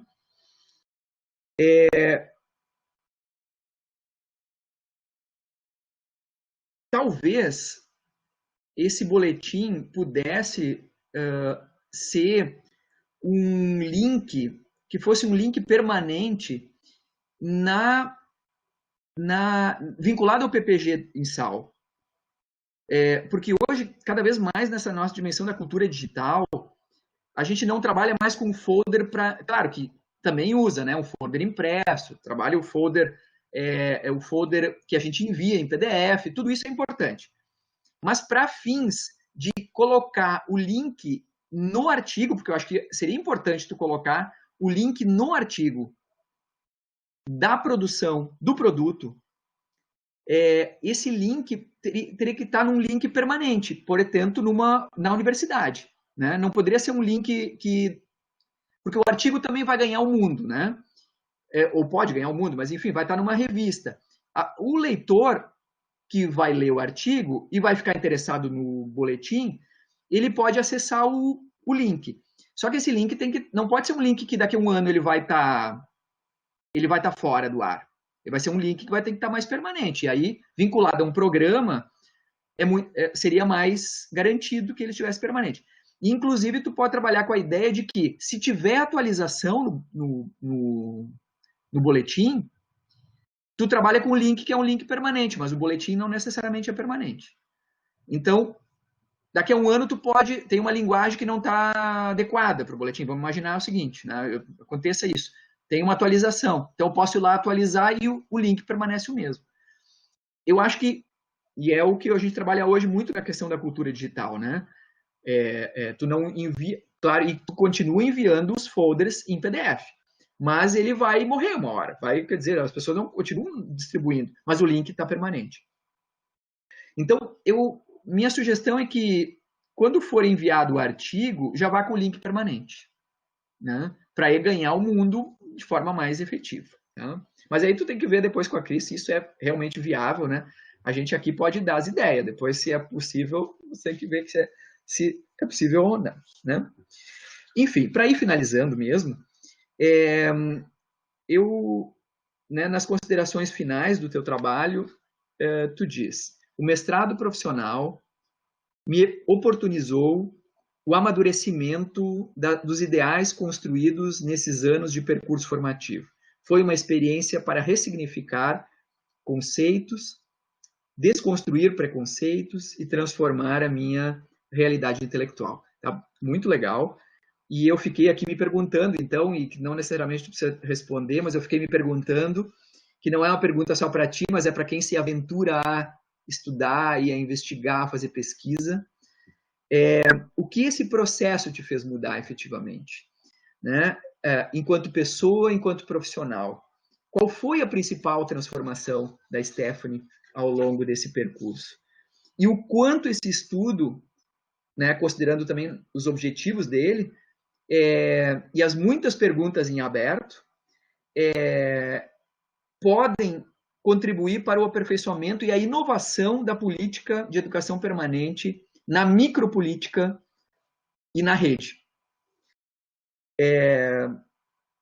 E talvez, aí voltando um pouco a essa questão que eu estava trazendo antes, talvez a consideração, não do artigo, mas a consideração da dissertação pudesse estar um pouco mais explicitada, sobretudo a partir dessa bela reflexão que tu trouxe em diálogo com a banca, né? Acho que as provocações, as questões, as sugestões do professor João e da professora Cristiane e o fomento desse debate aqui podem vir para finalizar as considerações finais da dissertação, não do artigo, mas da dissertação, que vai tanto na dimensão metodológica quanto nesse debate que tu faz agora, até do distanciamento do texto, né? Porque depois que tu entregou o texto, certamente tu ficou pensando em muitas coisas, tem implicações no teu trabalho, implicações nas reflexões que tu foi fazendo, que eu acho que talvez mereceria, talvez aí mais 1 ou 2 parágrafos para as considerações finais, para fechar efetivamente o trabalho. E finalizo efetivamente mesmo parabenizando a ti e a Cris pelo lindo trabalho, pelo belo trabalho, não só em beleza estética, mas em qualidade, em rigor, né, e reflexão, e com a grande contribuição que ele, né, tem aí de potencial para o trabalho, teu trabalho, mas também dos colegas da educação e da saúde. Muito obrigado pela oportunidade. Obrigada, professor Rafael. Eu que agradeço, a gente que agradece. Eu gostei muito das suas reflexões, sim, porque é interessante que é uma releitura de vocês do que eu escrevi, assim, e consegui perceber como eu alcancei o que eu gostaria de ter discutido. Então, eu alcancei o objetivo que eu queria, que é trazer essas reflexões para vocês, e vocês me trazendo, eu penso, poxa, que massa que isso conseguiu, né, digamos, ecoar em quem leu o trabalho. Então, eu fico muito contente. Com certeza, eu não teria conseguido fazer esse trabalho sem a ajuda da professora Cristine, que foi essencial.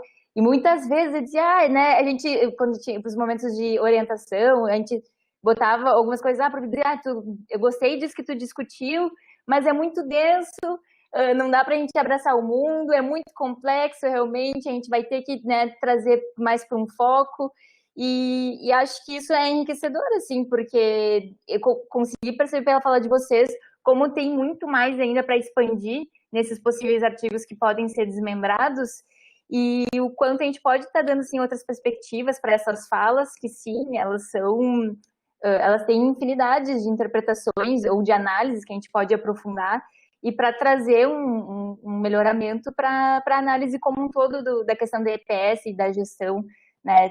E isso eu fico muito contente, porque eu vejo que realmente o trabalho ele está dando frutos, ele está germinando, né? Enquanto o objetivo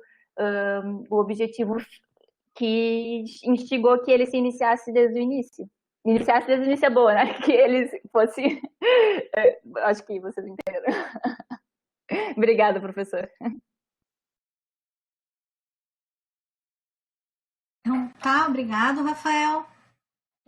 Enfim, eu não sei bem como é que a gente faz, eu queria falar algumas coisas também, né, antes de a gente se reunir para poder combinar os encaminhamentos, assim. Então, anotei algumas coisas aqui.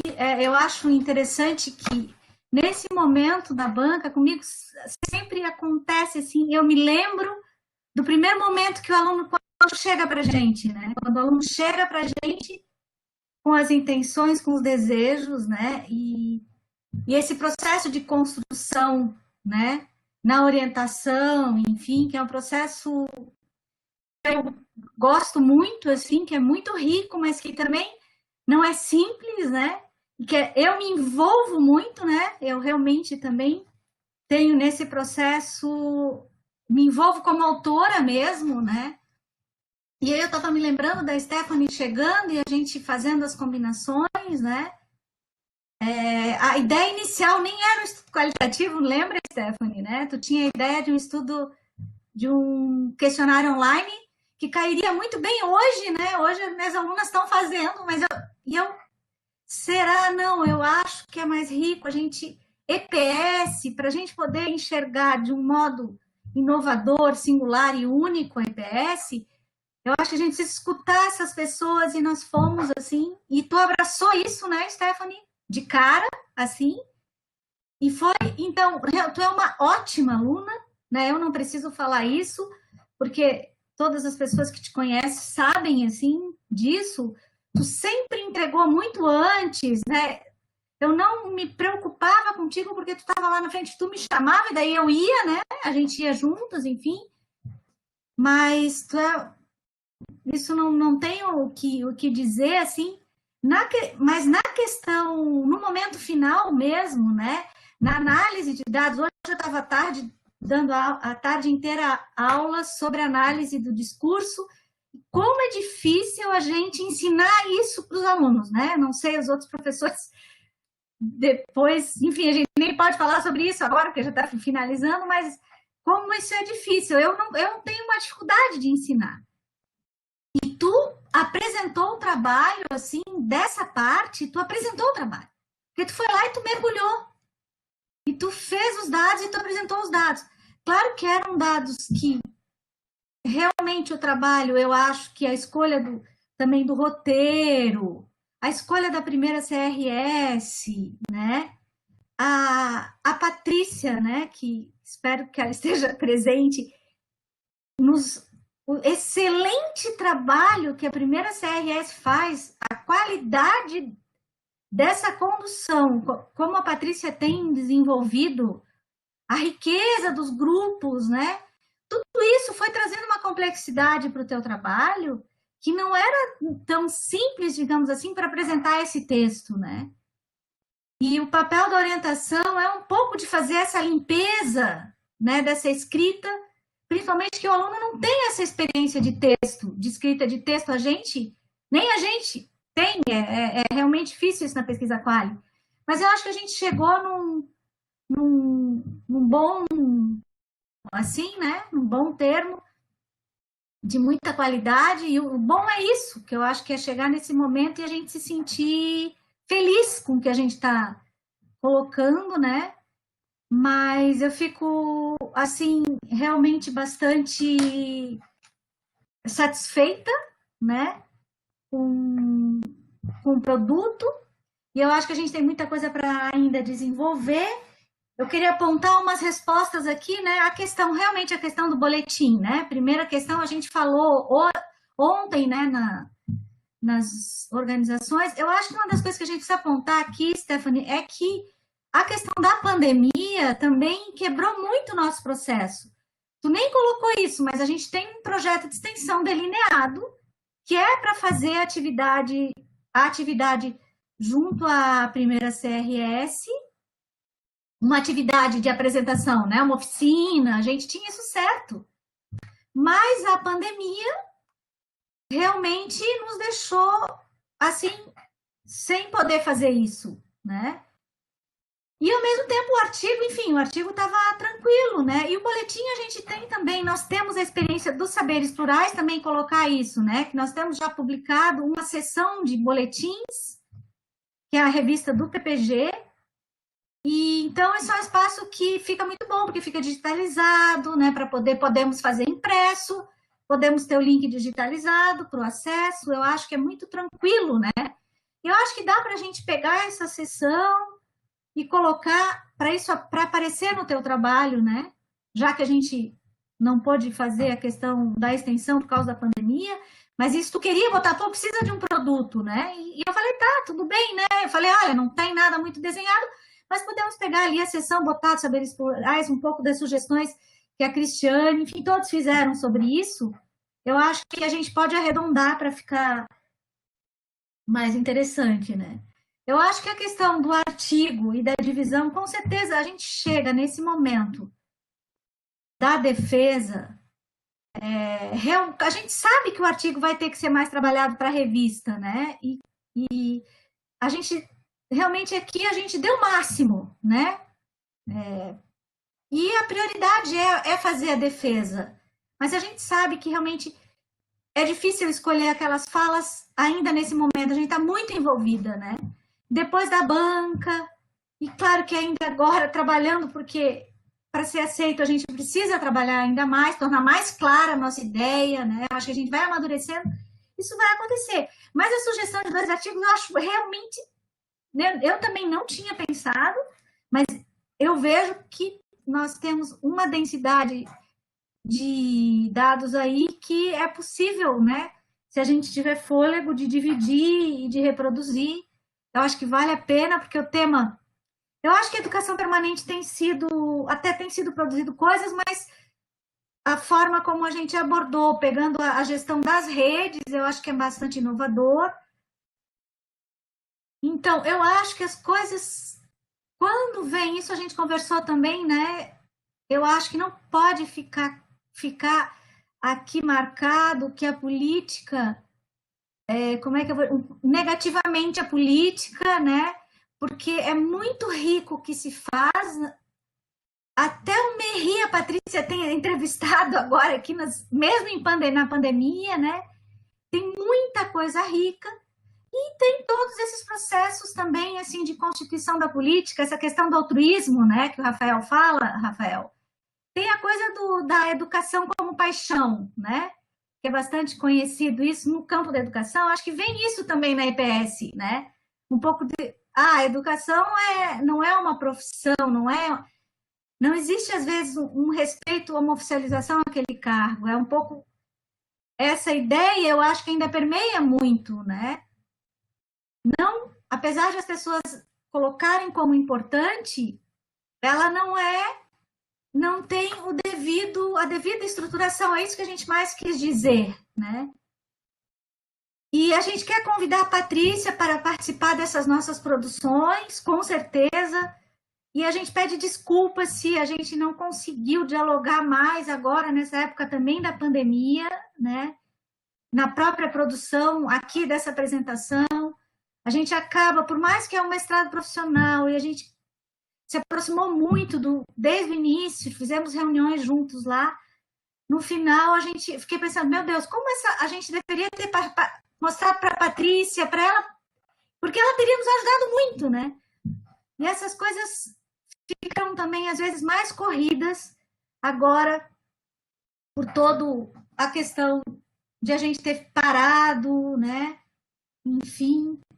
Então, mas a gente vai retomar agora e vamos combinar esses retornos com calma com a Patrícia. Eu acho que eram essas as questões importantes. Eu acho que, com certeza, Stephanie, o que é colocado, porque às vezes a gente não dá tanto valor ao trabalho TCC, mas ele vai ficar na biblioteca e o teu percurso é tão bonito. E eu acho que é muito importante o que a Cristiane falou, de situar um pouco mais, pode ser na apresentação do TCC, que realmente não deu tempo porque a gente tinha que entregar, mas tu desenvolve rápido isso, dá para colocar ali um parágrafo. E nas considerações finais, o que o Rafael colocou, eu gosto muito da apresentação e das considerações finais do TCC. E vocês podem falar dessa universidade pública, dessa articulação com o serviço, como isso foi para vocês, né? E aí tem vários colegas aí que ainda não escreveram, né? Aproveitem para falar nesses lugares. O artigo eu acho que era a introdução mais dura, mas ali é bom.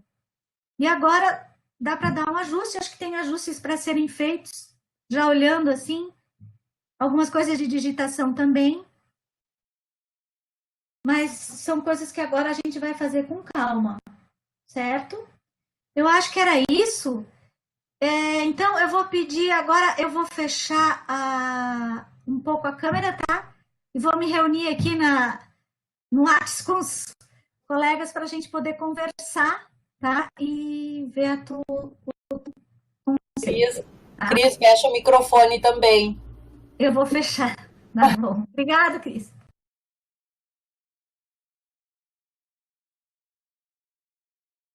Oi, Stephanie. Oi, Karen. E aí? E aí, parabéns. Obrigada, guria. Obrigada. Que bom, né? Quando a gente termina. Aquele momento de saca que tem que ter, né? E a pipoca? Cadê a pipoca? Não, parabéns, Stephanie! Yê, Dali Mari! Obrigada! Tô tentando abrir minha câmera. Faz funcionar aí. Parabéns! Valeu, obrigada, Mari. Tá muito baixo meu áudio, eu não sei mexer muito Não, bem. tá bom, tá bom. É bom. Cadê a Jaque? A Jaque, não tô vendo a Jaque. Eu vou sair pra ela entrar, peraí. Parabéns, Stephanie, beijo. Obrigada, Mari, beijo. Parabéns, Stephanie. Muito obrigada, legal Patrícia. a forma como tu conseguisse articular as questões. Muito legal mesmo, né? Muito obrigada. Show de bola. Dá pra Muito gente obrigada. pensar milhões de coisa, né? Inclusive Sim. live, né? Quem sabe A gente vai live? conversar. Tem bastante detalhe pra gente ver. Tem muita coisa que talvez dê pra gente desdobrar isso, né? Com certeza. Obrigada. Oi, Nath. Nath, tá ouvindo? Agora sim. Ai, tudo escuridão. Ai, parabéns, parabéns. Obrigada, obrigada, guria. Obrigada. Muito tranquila. Parabéns pra nós, né? Muito legal, muito bacana. Obrigada. Amei essas abelhinhas lindas. Tu viu? Bah, foi uma sacada de botar as abelhinhas. Foi tribom. Mas parabéns, guria, agora. Obrigada. É um respiro, né? Dá um com alívio, certeza. né, Stephanie? Priscila, dá um alívio, tá louco? Nossa. Já que não apareceu. Teu áudio, Pri, não tá... Parabéns, Stephanie, mais uma vez. Obrigada, Pode Karen, dar. obrigada. Obrigada. Pri, não tá o teu áudio. Sem áudio. Sério? Que ruim! Agora deu. Parabéns! Rolou até um elogio ali, hein? Ó, sofrência, dor, sofrimento. mas deu tudo certo. Obrigada. Tu é muito maravilhosa, né, Esté? Então, assim, Ai, amiga, obrigada. Nós somos maravilhosos. Somos não maravilhosos. esperava nada de diferente. Ah, Nem eu, nem não, todo mundo que tá aqui na sala te prestigiando. não faz assim que eu choro. Não faz assim que eu vou começar a chorar. Um beijo. Vou esperar Beijo. o... Obrigada. Tá bom.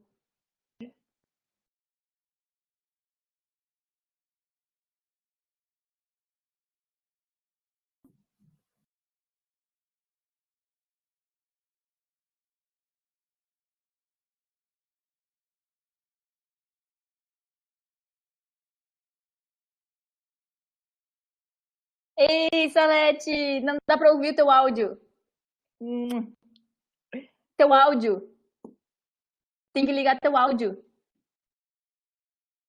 Não dá para te ouvir. Tem que desativar. Ativa de volta, Salete, microfone. Tá somente ouvir.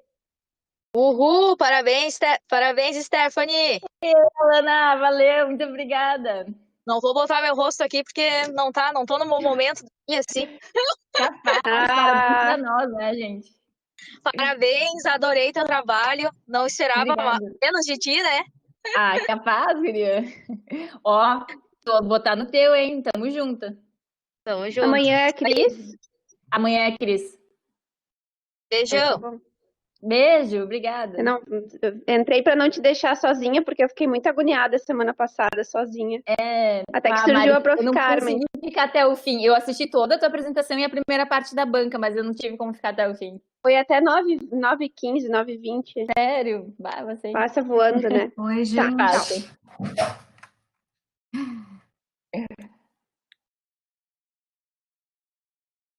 Estamos voltando, vamos ver. A Cristine já está entrando aí. Já tô aqui, gente.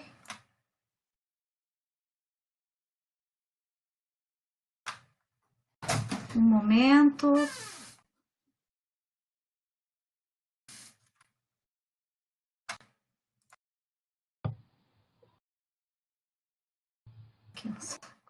É tanta tela no computador, gente. Ai, meu Deus. Então, tá aparecendo? Ah, não botei a câmera. Tá.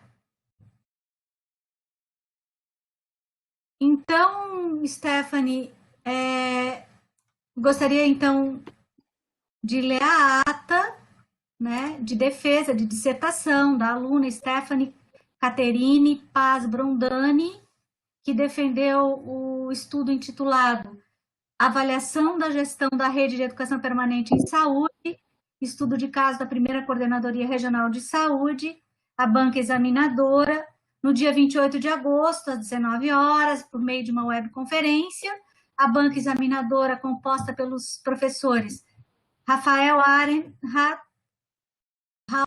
Cristiane Maria Famer Rocha e João Luiz Gurgel Calveda Silveira, fizeram a avaliação e consideram a aluna aprovada. Então, a gente pode bater palmas para a Stephanie.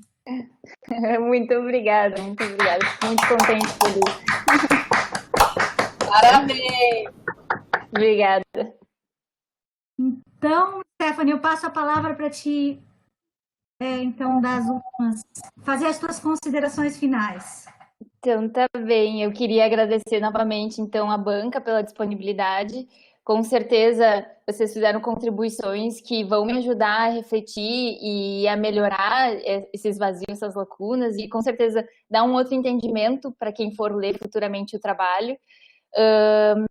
Gostaria de agradecer também a professora Cristine pela paciência e principalmente pelo compartilhamento de conhecimento nesses 2 anos, que foram essenciais para que esse trabalho ele pudesse estar hoje aí sendo lido por vocês e ter tido, então, essa repercussão tão positiva. Fico muito contente mesmo. Sem a ajuda da professora, não teria conseguido metade disso do que eu consegui alcançar nessa trajetória, nesse percurso. Agradecer aos colegas, que também, né, juntos formamos uma família, e a gente vê que essa turma do mestrado foi muito unida, e o quanto a gente está sempre um pelo outro, e é muito importante, porque a gente acaba dando suporte e apoio, ainda mais nesse momento que a gente sabe que muitas pessoas estão fragilizadas, né?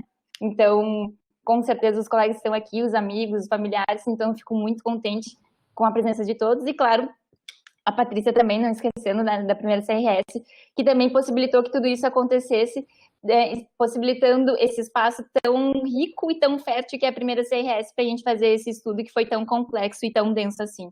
Então, agradecer novamente, muito obrigada, e com certeza a gente vai estar conversando ainda para a gente ver os pareceres e as sugestões de modificação. Então tá, Stephanie, agradeço, gostaria de fazer um agradecimento especial à banca, professor João, que veio lá de longe, de Blumenau, para estar aqui com a gente, né? Agradecer a Cristiane, que sempre está próximo, né? E que a gente continue parceiras, né? Ao Rafael, pelas excelentes colocações e pela parceria dentro do programa. Agradecer aos alunos que ficaram até esse momento, né? Escutando. Um agradecimento daí extremamente especial ao serviço da Patrícia, que está aqui, e a outros que, se eu não nominei, estiveram aqui, né? Todo o sentido do PPG se dá por essa aproximação. A CRS é um espaço que é potência para o nosso programa, né? Que esse trabalho da Stephanie possa se dar em continuidade a outros alunos que estão aqui vendo.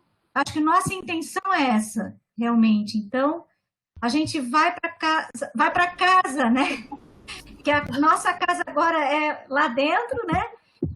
Cansadas, mas assim, felizes por estar conseguindo, né, contribuir um pouco com uma realidade tão dura, tão difícil, né? E com esperança. Parabéns a vocês, gurias. Muito então, bom. Tá. Muito obrigado, gente. Abraço. Até mais. Abraço. Obrigado. Obrigado. Tchau, tchau.